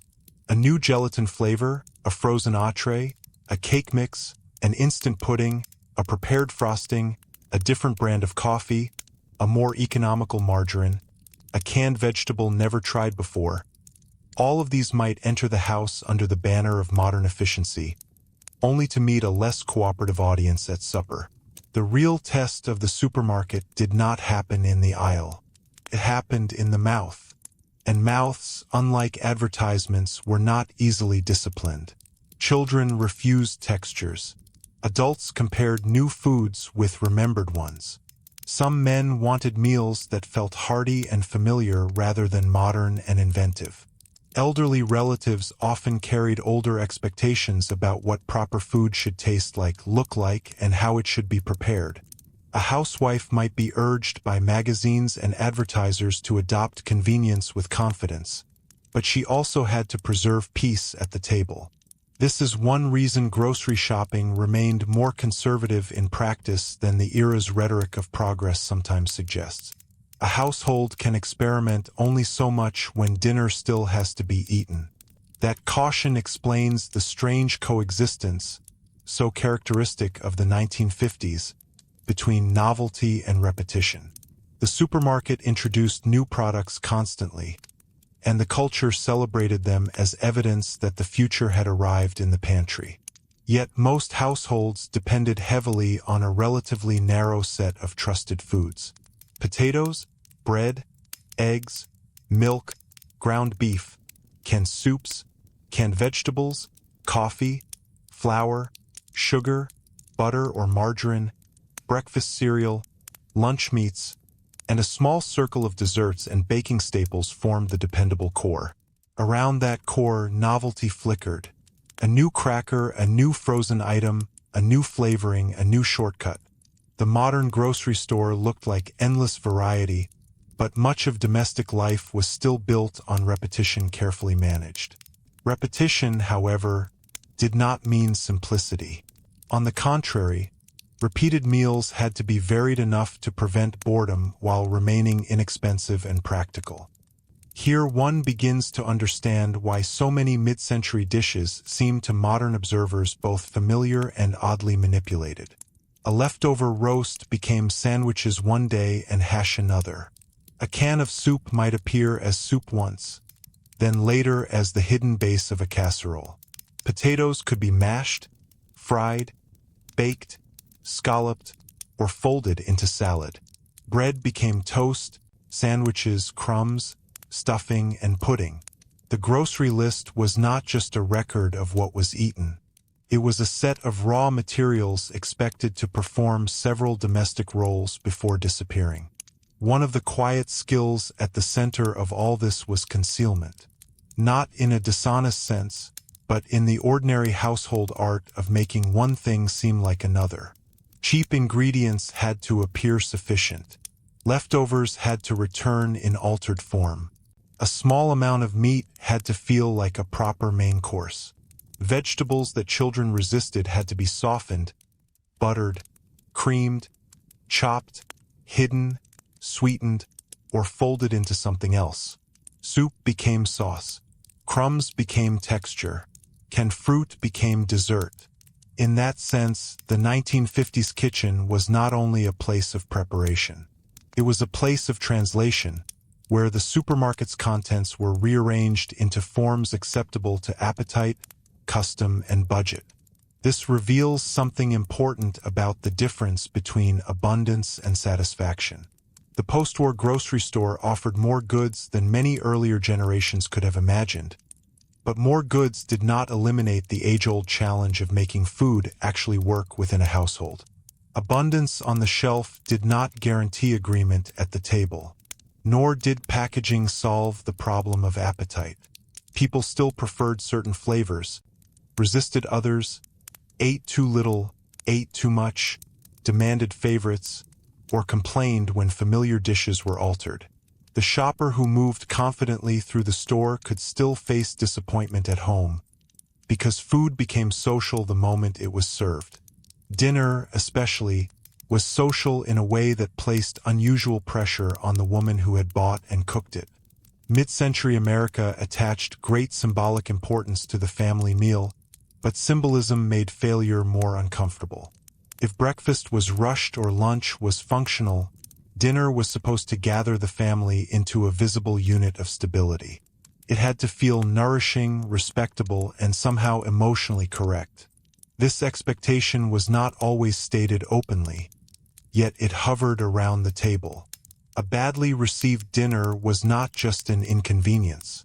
It could feel like a small domestic breakdown, especially in a culture that linked good meals with good homemaking so insistently.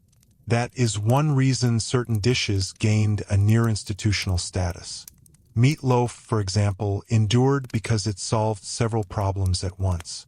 It stretched meat, accepted filler ingredients, sliced neatly, reheated reasonably well, and looked substantial. Tuna casserole did similar work with different ingredients. Cream dishes, pot pies, baked pasta, macaroni and cheese, and stew all shared a family resemblance in this respect. They were foods of controlled generosity. They allowed a household to appear well-fed without requiring expensive abundance at every meal. The grocery trip made them possible, but the logic behind them was older than the supermarket. Stretch, disguise, comfort, repeat. There is a temptation to imagine the 1950s table as blandly uniform, but that misses something essential. What looks uniform from a distance often represented a dense web of tiny adjustments.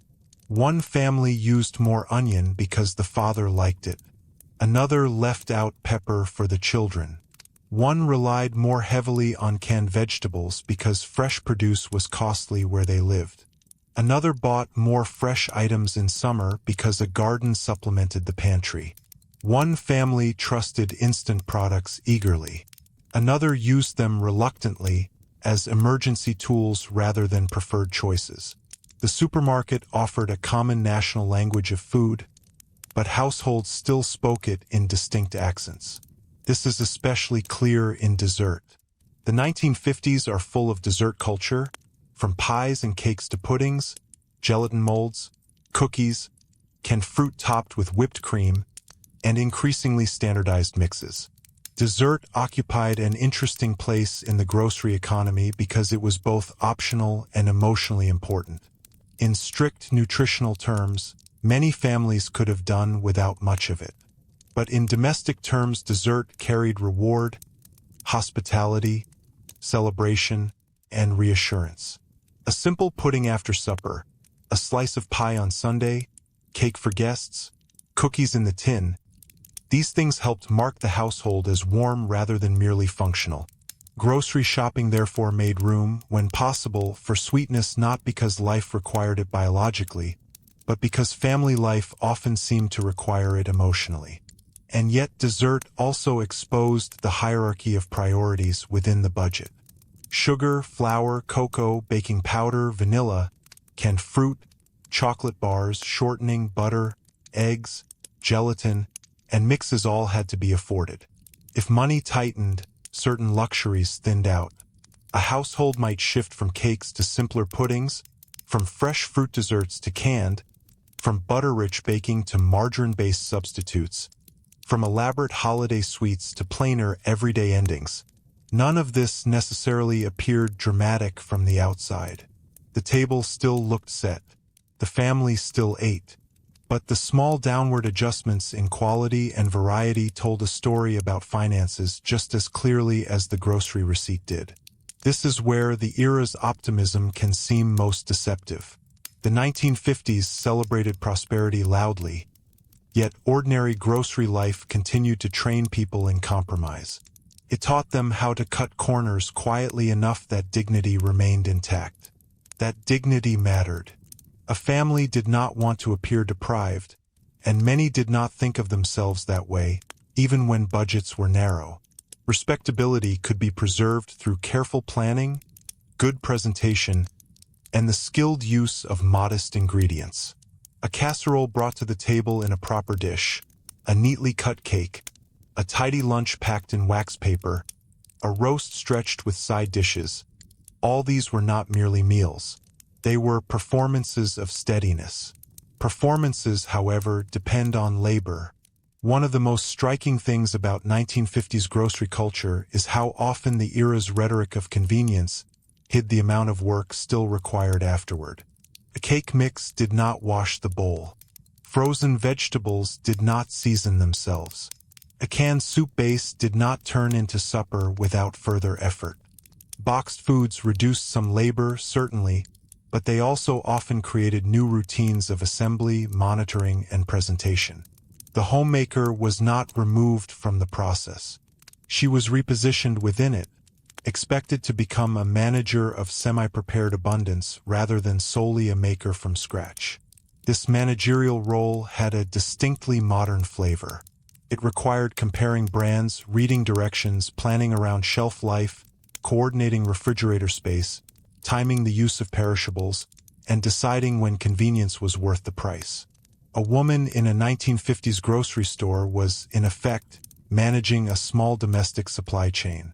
She rotated goods. She used older items first. She noticed when staples were running low. She matched purchases to expected meals and meals to available ingredients. The shopping list was not just a reminder. It was a control instrument for the weekly survival of the household. And survival, though perhaps too dramatic a word for the average suburban grocery run, is still useful in one respect. It reminds us that food was never entirely symbolic. The bright shelf displays, the polished labels, the advertising promises, the brand loyalties, the status signals, all of that rested on the blunt material fact that households needed to eat several times a day. Children came home hungry. Adults rose needing breakfast. Guests appeared. Illness changed appetites.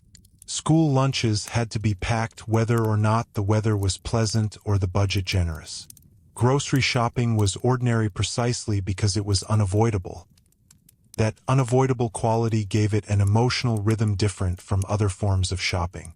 A household could postpone a new dress, delay a household decoration, or make do with aging furniture for a while.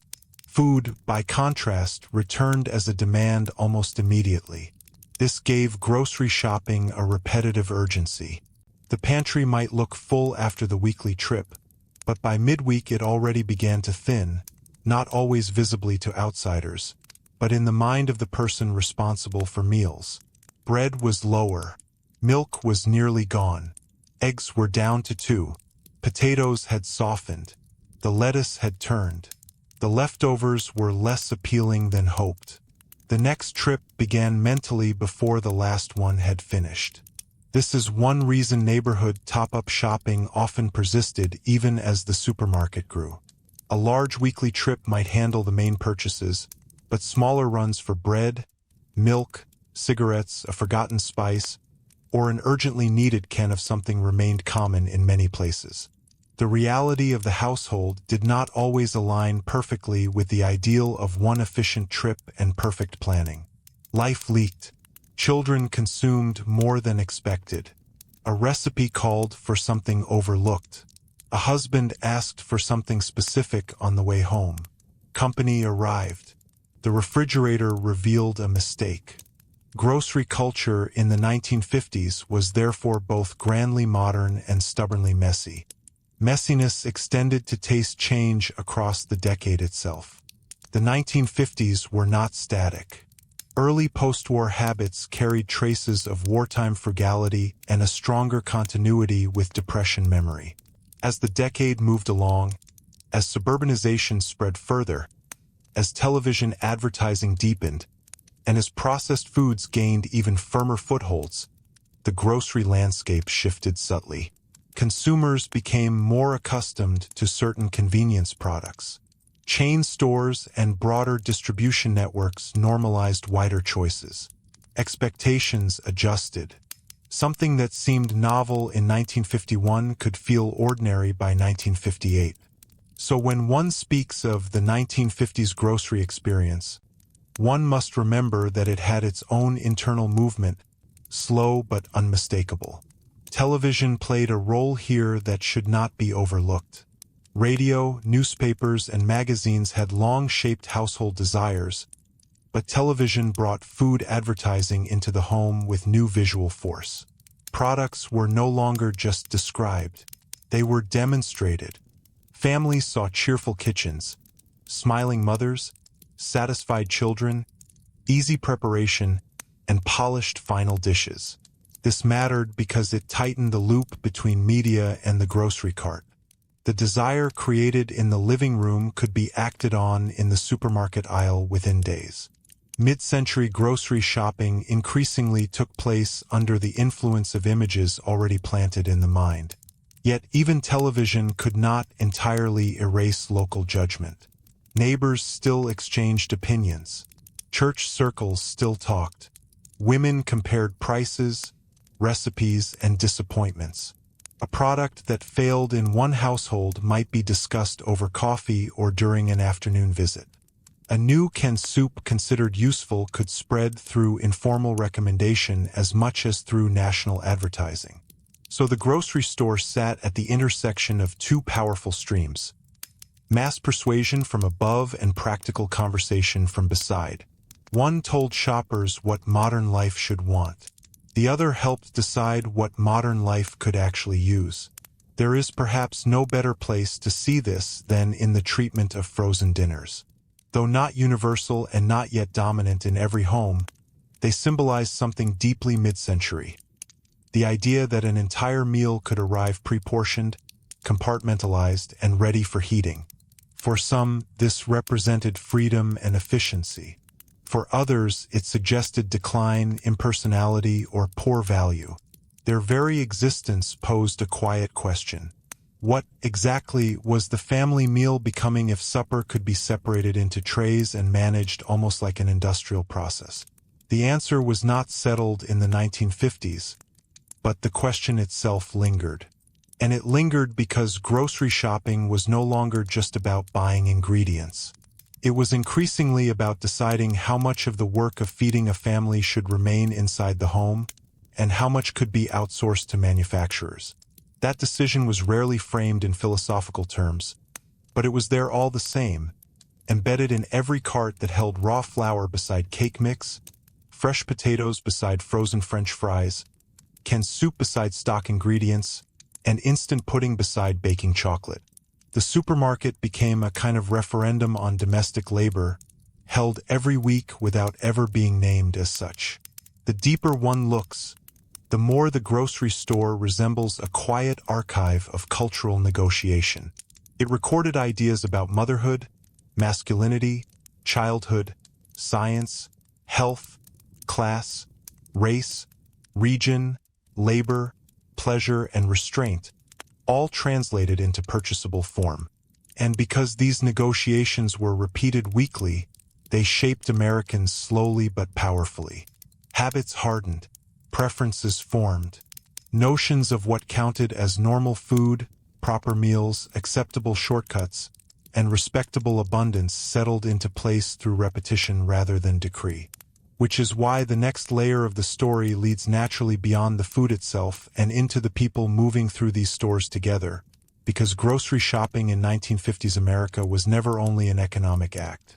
It was also a social one, observed by children, clerks, neighbors, husbands, and strangers, each of them bringing their own expectations to the cart, the counter, and the quietly revealing rituals of who chose, who paid, who carried, and who was expected to make it all seem effortless. Who chose, who paid, who carried, and who was expected to make it all seem effortless. In that sense, the 1950s grocery store was not only a place where food changed hands.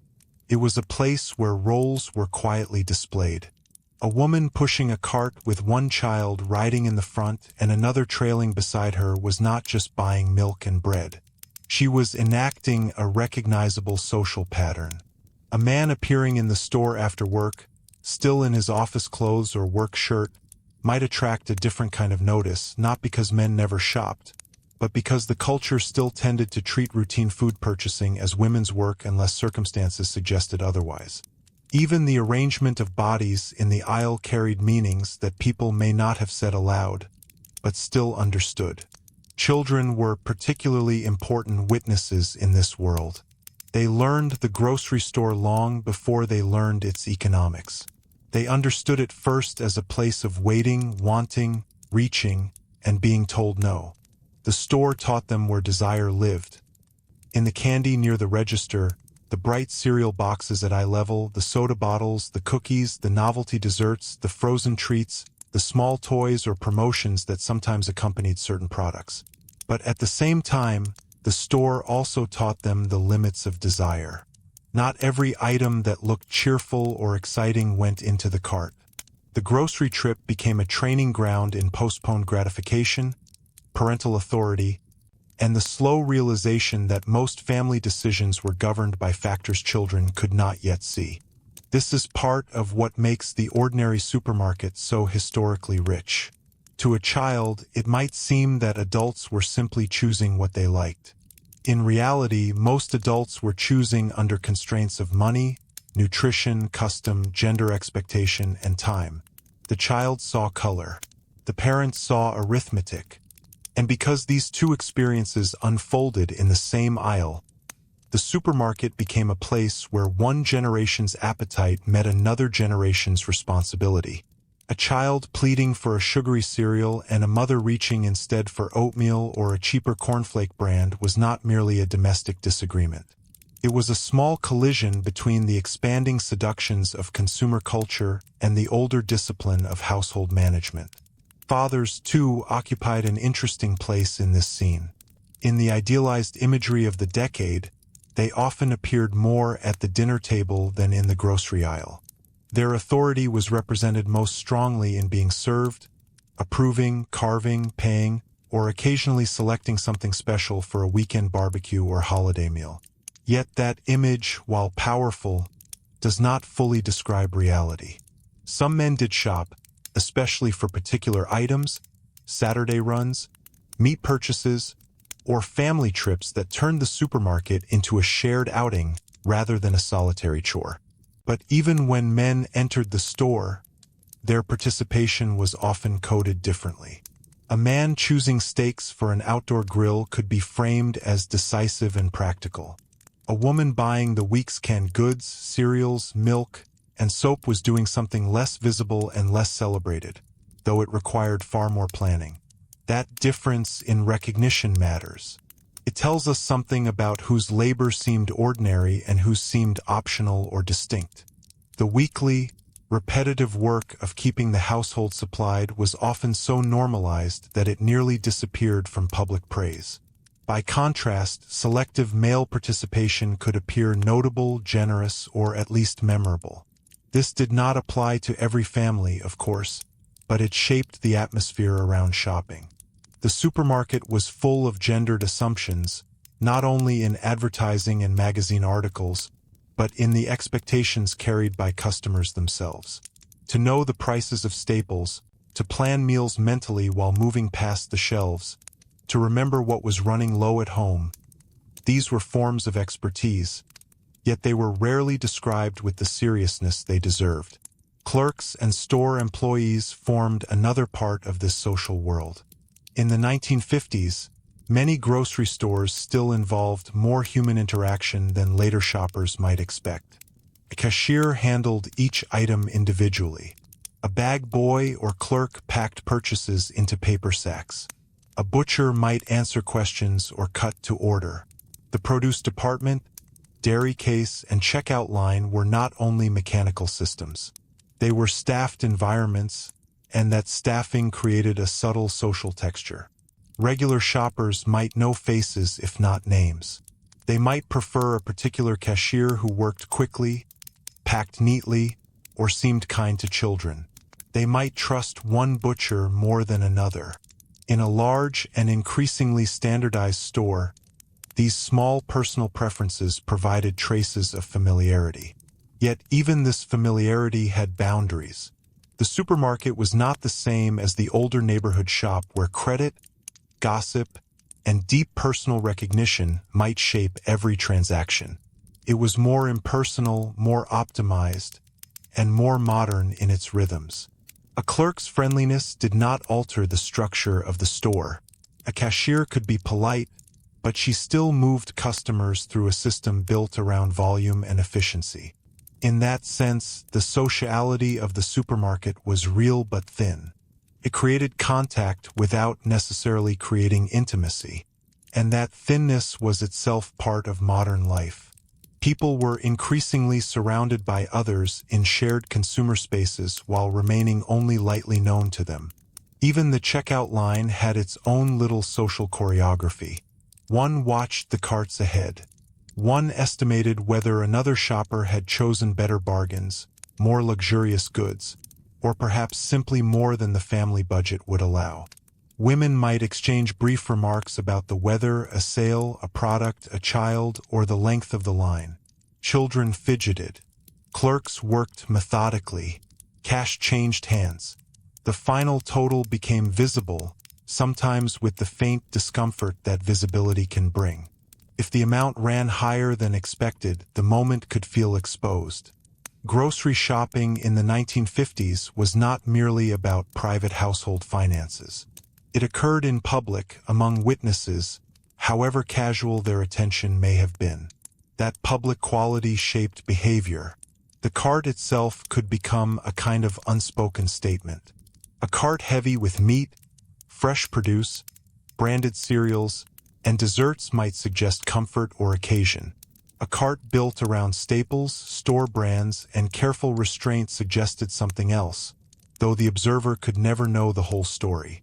This is where grocery shopping touches class without always naming it. A person did not need to discuss income for economic difference to appear. It appeared in quantities, brands, seasonal items, holiday extras, and the ease or tension with which money was produced at the register.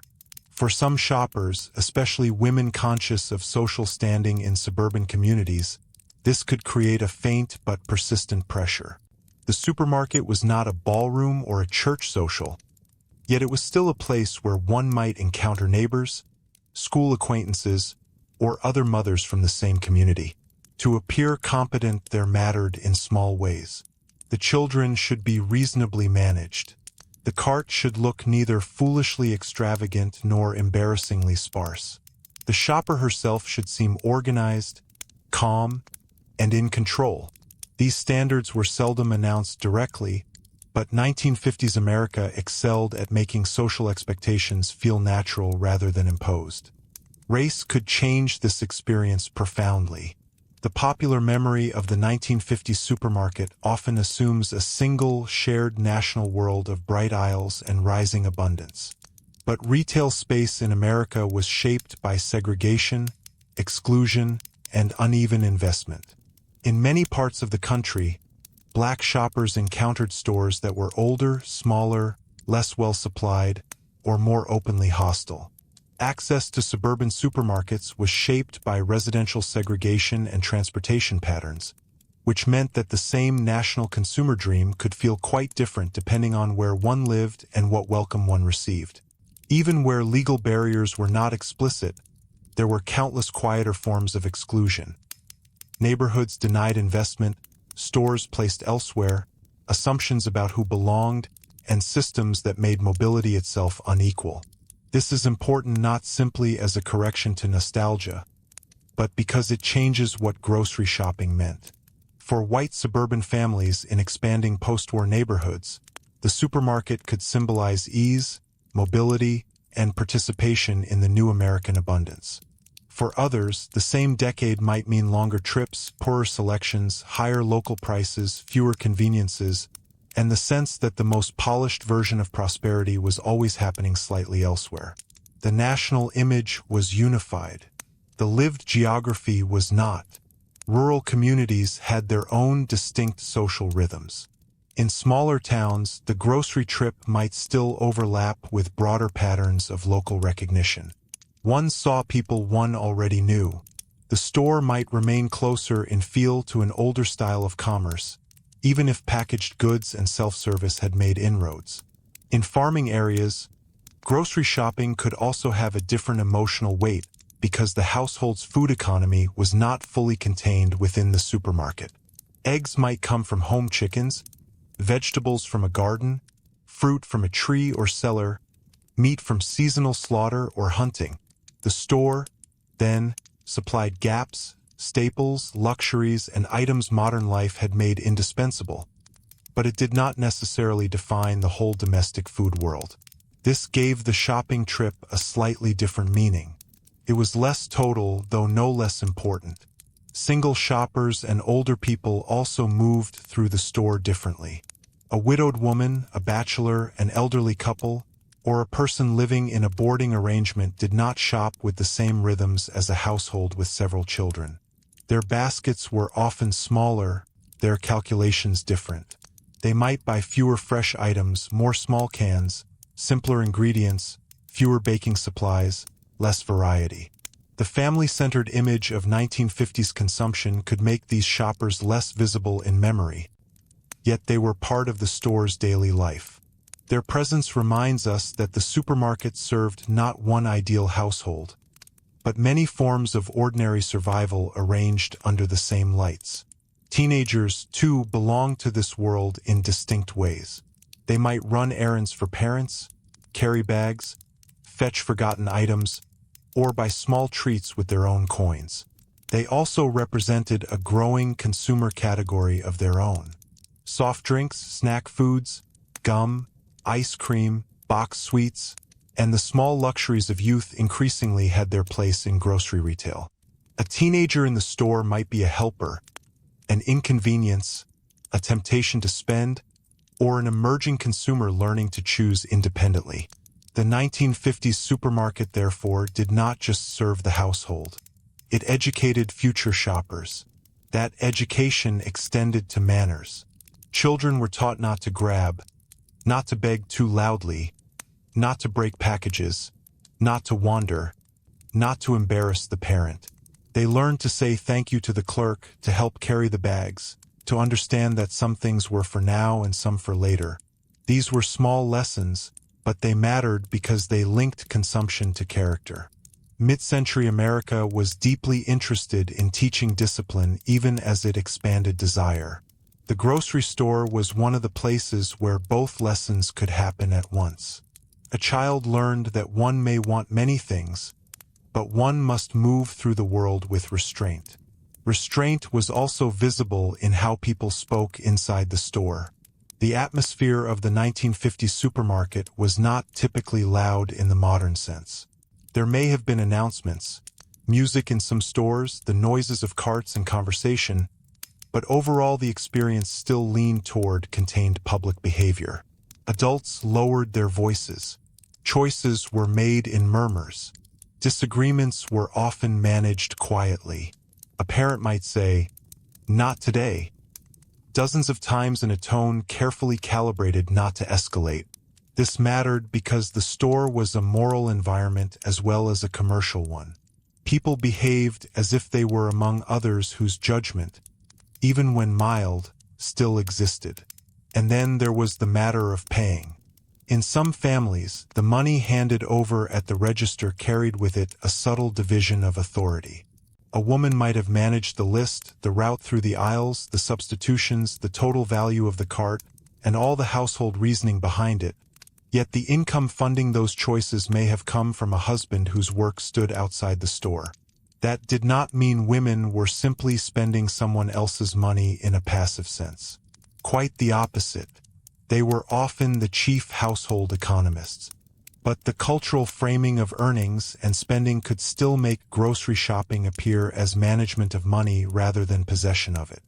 This distinction was not always visible, but it shaped how people understood their roles. A woman paying cash from housekeeping money was handling a budget allocated for domestic operation.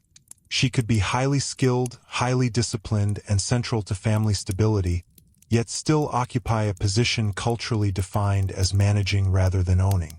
The grocery store thus becomes a useful place to see how economic power and domestic power intersected without neatly overlapping. The person making the most immediate financial decisions in the aisle was not always the person publicly associated with providing the income. Mid-century domestic life depended on this arrangement far more than its easy imagery often admits. Coupons and sale notices intensified that managerial identity. Clipping, sorting, remembering, and using them required planning and attention. A woman who could reduce the total through careful use of specials was doing economically significant work, though it might not be spoken of as such. In a culture that praised thrift, this competence could bring satisfaction. Yet it also added to the mental load.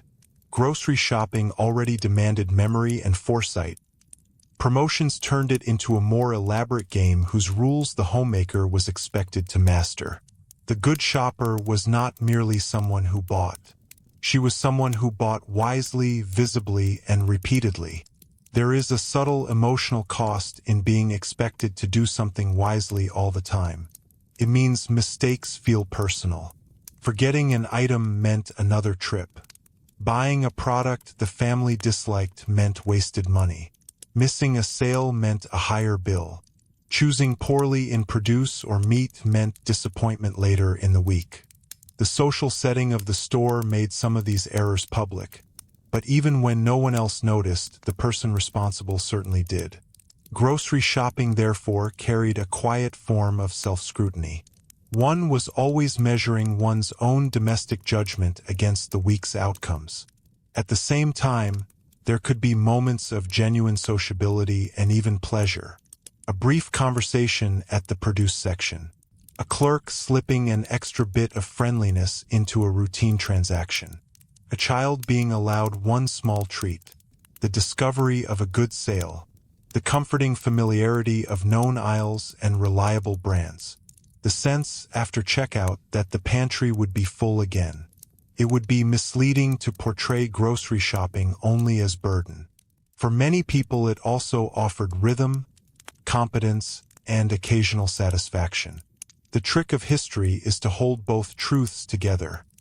The routine could be wearying, and it could also provide a feeling of order. If you find these ordinary rituals strangely absorbing, that may be because they reveal so much without ever announcing themselves. What makes the 1950s grocery store especially revealing is that it gathered strangers and intimates into the same quiet machine. Neighbors who knew one another only slightly, mothers with children, clerks in aprons, men sent in for one urgent item, elderly customers moving more slowly, teenagers hovering near treats. Each person entered with a separate purpose and emerged carrying some version of the same modern promise in paper bags. But the promise changed shape the moment it left the parking lot. In one home, it became orderly family dinners. In another, it became anxious stretching. In another, it became proof of having entered the prosperous mainstream. In another, it remained partial, compromised, or out of reach. And that movement from shared public space into radically different private outcomes is perhaps where the deeper social meaning of grocery shopping becomes clearest. The store looked universal, but its results were intensely particular. The same loaf of bread, the same can of soup, the same pound of ground beef might enter homes with entirely different emotional climates, different traditions, different tensions, and different expectations about what a meal should do. Which is why the next step in the story is not merely to remain in the store as a social stage, but to look more closely at how different kinds of households interpreted the same grocery world differently, especially across class, region, and the widening suburban ideal that so strongly shaped what Americans thought a normal shopping life ought to be. The widening suburban ideal that so strongly shaped what Americans thought a normal shopping life ought to be. That ideal was powerful partly because it presented itself not as one version of American life, but as the version toward which the country was naturally moving. A detached house, a refrigerator humming in a neat kitchen, a family car in the driveway, children growing quickly, and a weekly trip to the supermarket with a full cart and a manageable budget. This became one of the quiet visual formulas of post-war normality. Grocery shopping sat at the center of that formula because it made prosperity visible in a recurring, ordinary way. It translated wages, roads, appliances, and advertising into something one could wheel through an aisle and unpack onto the pantry shelf. Yet ideals become historically interesting precisely when they are mistaken for realities. The suburban supermarket experience was influential, but it was not universal. Even for those who lived within it, the experience was more effortful and more conditional than memory often allows. The family car, for example, made larger grocery trips possible, but it also tied the ritual to a particular rhythm of mobility. A household with one car had to coordinate around the person using it for work. A woman might shop after her husband returned, on a set weekday, or during a carefully timed part of the day when errands could be done before children needed collecting or supper needed starting. The car increased reach, but reach still had to be organized. Parking lots themselves belonged to this new landscape. They may seem unremarkable now, but they were part of what made the suburban grocery trip feel different from older forms of food buying. The customer no longer arrived simply by foot at a small neighborhood storefront. She crossed a larger, more exposed space, often with children and a cart, moving between the private world of the car and the public world of the store. This changed the emotional tone of shopping. It made the trip more self-contained, more logistical, and in some ways more isolated. The suburban homemaker might encounter neighbors in the store, but she was often traveling there in a small domestic capsule, with children, lists, and household worries already present before the automatic habits of the aisle had even begun. And because the suburban supermarket was imagined as efficient, it could hide how much labor it demanded. There was the drive itself, the loading and unloading, the management of children in the parking lot, the carrying of bags from trunk to kitchen, and the need to purchase in larger quantities because the trip was not meant to be constant. The ideal of weekly shopping rewarded stockpiling within limits. One bought not just tonight's supper, but the scaffolding for several days of family life. This meant that suburban shopping often involved a greater volume of goods, more attention to storage, and more anxiety about forgetting something essential. The larger the trip, the more irritating the forgotten item became. This is one reason the suburban pantry acquired such symbolic importance. It was no longer just a cupboard. It was a measure of preparedness, a buffer against inconvenience, and in some households a quiet sign of belonging to the age of abundance. Shelves lined with cereal boxes, cans, baking goods, crackers, coffee, soup, sugar, paper goods, and perhaps some emergency items set aside for guests or illness conveyed a reassuring impression that the household was under control. Yet this order did not come automatically. It was built through repeated shopping, stocking, rotating, and watching what disappeared faster than expected. The suburban ideal made a full pantry look natural, but a full pantry was a produced condition. For lower-income families living in suburban or near-suburban areas, this could be especially complicated. They were exposed to the same cultural standard of abundance, the same supermarket environment, the same bright packaging and family rhetoric, but not always backed by the same margin of money. The store universalized aspiration before the household budget forced selectivity. In such settings, grocery shopping could become a subtle emotional strain. One was invited to consume as though prosperity were broad and easy, while actually navigating it with caution. A shopper in this position had to perform fluency in the culture of abundance while quietly resisting much of it. That resistance did not always look dramatic. Often it looked like choosing fewer convenience foods because their labor-saving promise cost too much. It looked like buying generic or store brands when possible, though those brands themselves had varying reputations and were not always available in the later sense. It looked like favoring starches and fillers, waiting for sales, selecting smaller portions of meat, buying fruit in cans rather than fresh, limiting treats, reusing every leftover, and stretching staples until they became almost architectural in family life. This was not outside the mainstream supermarket experience. It was one of its central realities, even if post-war media preferred to present the brighter edge of the picture. Working-class urban families often encountered still another pattern. In denser neighborhoods, especially older city districts, shopping could remain more fragmented. A family might use a grocery for staples, a butcher for meat, a bakery for bread, and a produce market for fruit and vegetables, whether by preference, price, habit, or simple lack of a nearby one-stop supermarket. This meant the national myth of the unified grocery trip did not always map neatly onto actual practice. The 1950s supermarket was expanding, but it was coexisting with older retail ecologies. Some households moved fully into the new system. Others adopted it selectively. Many lived somewhere in between. That in-between space is historically important because it shows how slow cultural change can be even when new institutions feel inevitable in hindsight. A person might admire the supermarket scale and still trust the butcher more with meat. She might buy canned goods and cleaning products under one roof while preferring a separate bakery for bread that tasted better or held up longer.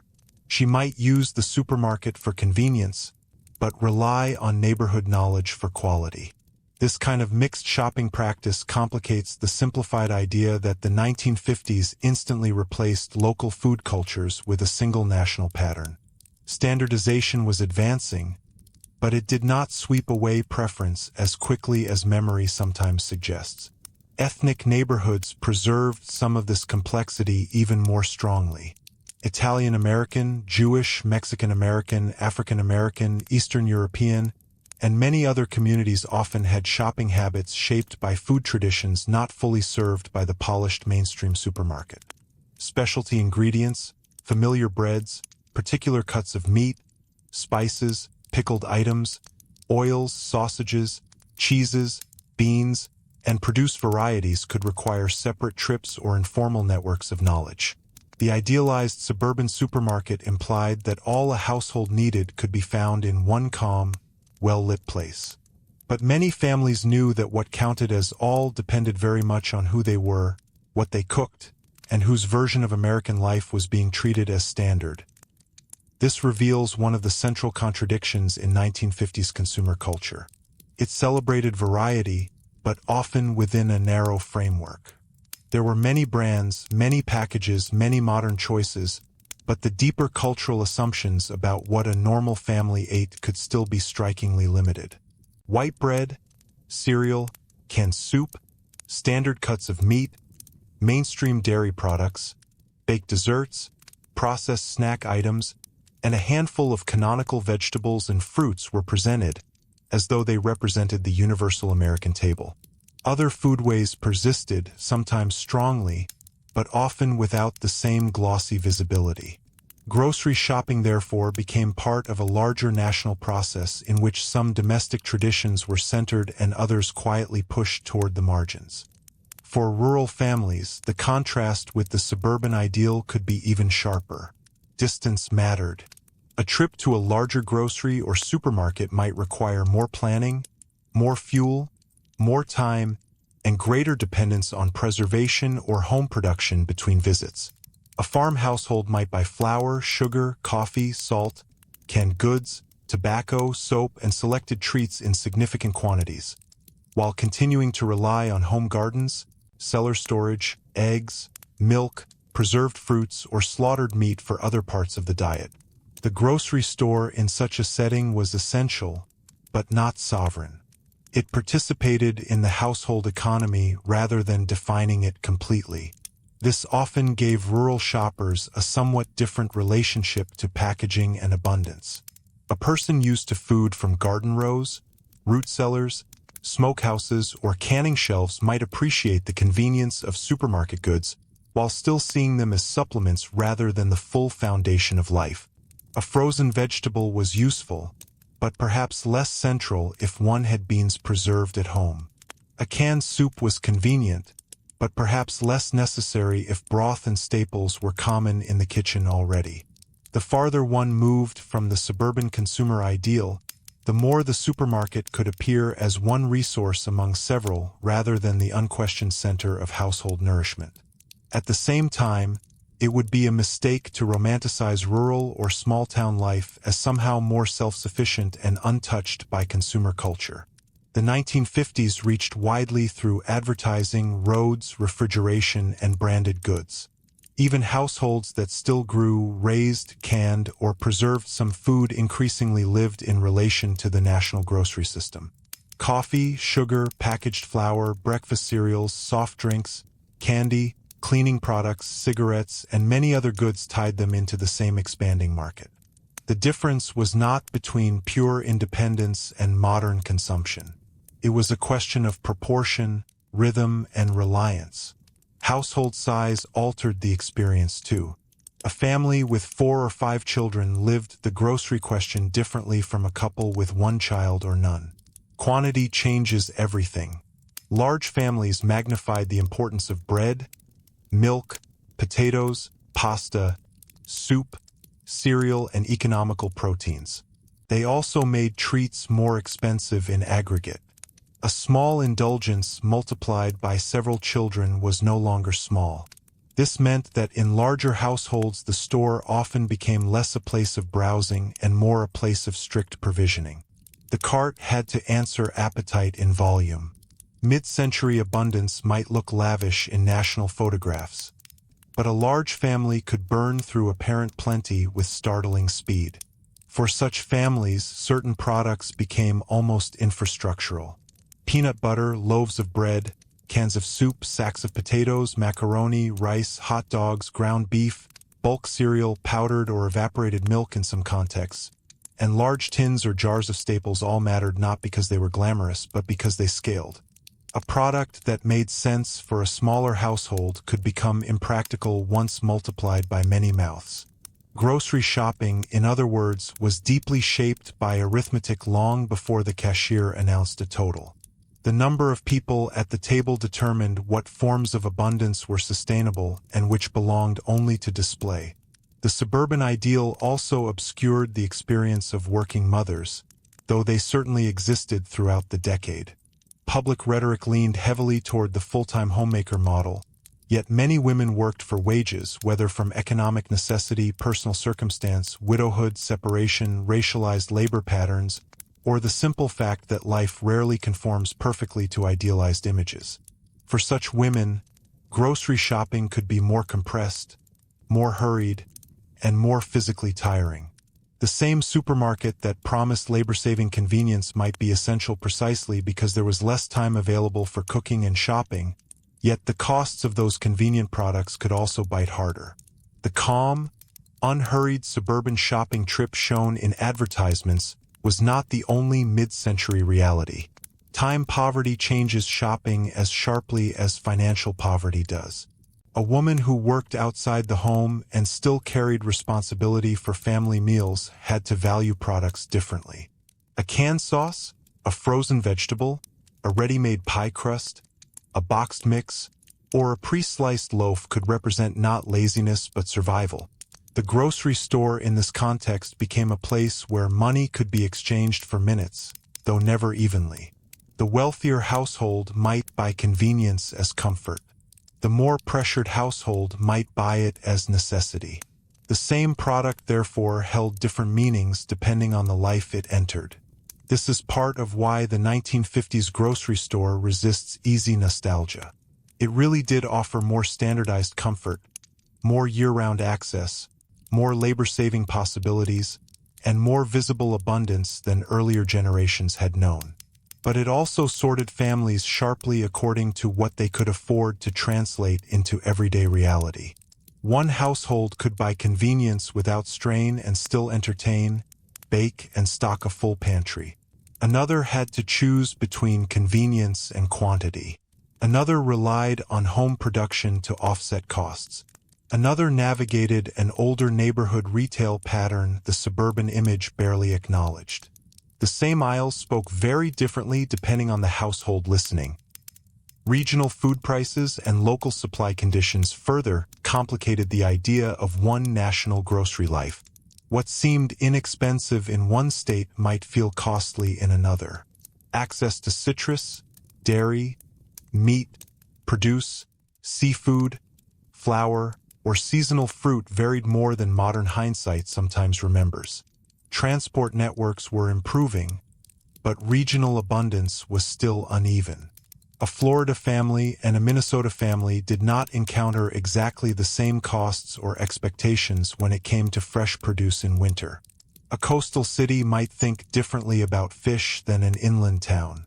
These differences quietly shaped what was normal, what was occasional, and what was aspirational. And then there is climate, which rarely appears in nostalgic supermarket imagery yet mattered constantly. Heat affected storage. Winter weather changed travel. Humidity altered bread, produce, and pantry behavior. A well-stocked suburban kitchen in Arizona did not behave exactly like one in Maine. A rural household dealing with snow and distance had different shopping rhythms from one in a mild climate. Grocery shopping has always been partly a conversation with weather, even when fluorescent lighting tries to make the seasons seem less powerful than they are. One of the subtler effects of the suburban ideal was that it trained Americans to see its own shopping pattern as neutral rather than classed. The full cart, the car trunk loaded with paper bags, the mother wheeling children through orderly aisles, the refrigerator ready to receive a week's worth of food. All this came to feel ordinary, but it was built on specific assumptions. Access to a car, access to a sizable store, access to refrigeration and adequate storage, a predictable enough income to buy in volume, and enough time or labor structure to organize the trip. Those were not trivial conditions. They were achievements of a particular social order, unevenly distributed and often supported by racial exclusion, gendered labor, and post-war economic policy. To notice that does not destroy the reality of the supermarket age. It makes it clearer. Grocery shopping in 1950s America was not just about food. It was one of the places where the country rehearsed its version of modern normality, teaching people what a stable household should look like, what abundance should feel like, and what kinds of domestic competence were expected to make that abundance seem natural. The supermarket was a teacher of aspiration as much as a distributor of goods. And aspiration worked quietly. A young couple might enter the store imagining the pantry they hoped one day to keep. A newly suburban family might read its own arrival into the polished order of the aisles. A shopper of modest means might still buy one symbolic item of modern abundance, perhaps a dessert mix, a more fashionable cracker, a better coffee, because small purchases could make the household feel aligned with a broader story of progress. Grocery shopping thus allowed the future to be sampled in manageable portions.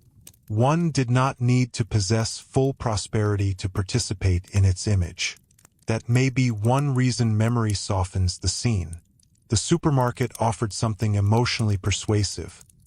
The sense that order could be purchased repeatedly week after week in paper bags. Yet the historical truth lies in how incomplete that order always was.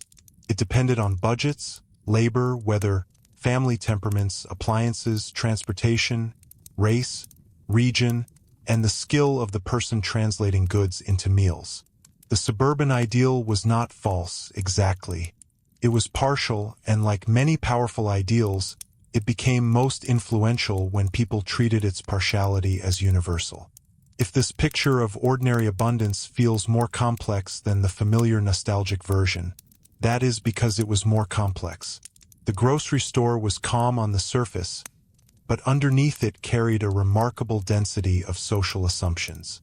And once those assumptions come into view, another layer begins to open. Because beyond class and region, beyond suburb and city, beyond the practical matter of what families could buy, the 1950s grocery store was also shaping what Americans believed food itself was supposed to do. Nourish, certainly, but also signal health, modernity, discipline, and good citizenship in an era increasingly convinced that the right household could be built one carefully chosen item at a time. Signal health, modernity, discipline, and good citizenship in an era increasingly convinced that the right household could be built one carefully chosen item at a time. That belief gave the 1950s grocery store a moral force beyond its shelves. Food was no longer only fuel, pleasure, or tradition. It was increasingly wrapped in the language of responsibility. A good mother chose wisely. A respectable family ate properly. A modern household balanced convenience with care. A disciplined home kept itself stocked, clean, orderly, and nutritionally sound. The grocery cart, in this sense, became a quiet statement about character. Nutrition was central to that statement, though it was understood through the distinctive blend of science and simplification that marked the period. Americans in the 1950s lived in a culture that respected scientific authority deeply, especially after war, industrial expansion, and advances in medicine had made expertise feel powerful and reassuring. That confidence entered the grocery store in the form of vitamin claims, fortified cereals, enriched breads, standardized dairy, infant foods marketed through developmental logic, and countless small assurances that modern processing had not merely preserved food but improved it. To buy wisely was not only to save money, it was to align the household with progress. And yet the science reaching ordinary shoppers was often filtered through marketing so thoroughly that the line between nourishment and persuasion could become difficult to see. A cereal box might speak of vitamins with genuine accuracy while also delivering a highly sweetened breakfast. White bread could be praised as enriched while sitting within a larger dietary shift away from older, coarser grains. Processed foods could present themselves as hygienic, modern, and scientifically balanced while still depending on salt, sugar, convenience, and shelf life in ways that altered eating habits substantially. None of this means the period's nutritional talk was fraudulent. It means it was selective. It highlighted what modern food could add while often speaking less about what had been simplified, softened, or lost. This is where the grocery store becomes a kind of classroom. It taught Americans to think of food in measurable, manageable categories: protein, vitamins, energy, growth, digestion, balance. Those ideas were not empty, and many improved public understanding in meaningful ways. But they also made it easier for food companies to speak in the language of health while selling products designed above all for broad appeal and long shelf life. The shopper learned to feel responsible for building a healthy family through purchases, yet the very environment in which she made those choices was shaped by forces not always aligned with straightforward nourishment. The result was a curious balance between genuine concern and managed illusion. A mother might carefully select orange juice, milk, cereal, vegetables, eggs, and bread because she truly wished to feed her children well. At the same time, she moved through a store that constantly invited her toward foods presented as treats, shortcuts, rewards, or marks of modern living. She was expected to be nutritionally aware without becoming austere, economical without seeming deprived, modern without appearing careless. The burden of making these distinctions rested less on public institutions than on her daily judgment. In other words, the supermarket offered abundance, but also transferred decision-making pressure into the home. That pressure could be especially sharp where children were concerned. Childhood in the 1950s was increasingly surrounded by commercial attention, and food was one of the primary routes through which that attention entered family life. Bright cereal boxes, flavored desserts, sweet drinks, candy, crackers, and novelty items all spoke directly or indirectly to children's preferences. But the adult world surrounding those products still insisted on restraint, structure, and proper feeding. A mother was therefore expected to mediate between childhood desire and nutritional virtue, not once, but repeatedly, every week, every aisle, every meal. The store sold convenience. The family demanded interpretation. This helps explain why the language of discipline remained so important. The ideal household was not simply one that had enough. It was one that controlled appetite correctly. That meant proper breakfasts, orderly lunches, sensible suppers, desserts in moderation, vegetables served reliably, leftovers reused, waste avoided, and treats made meaningful by their limits. The grocery store supplied the raw materials for this discipline, but it also undermined it by making indulgence ever more visible, affordable in small doses, and emotionally attractive. This contradiction ran quietly through the entire decade. Americans wanted abundance, but they also wanted abundance to remain morally respectable. Grocery shopping became one of the places where those two wishes were negotiated. There was also a national dimension to all this. In the Cold War atmosphere of the 1950s, domestic order carried political meaning, even when it was expressed only through appliances, family routines, and supermarket abundance.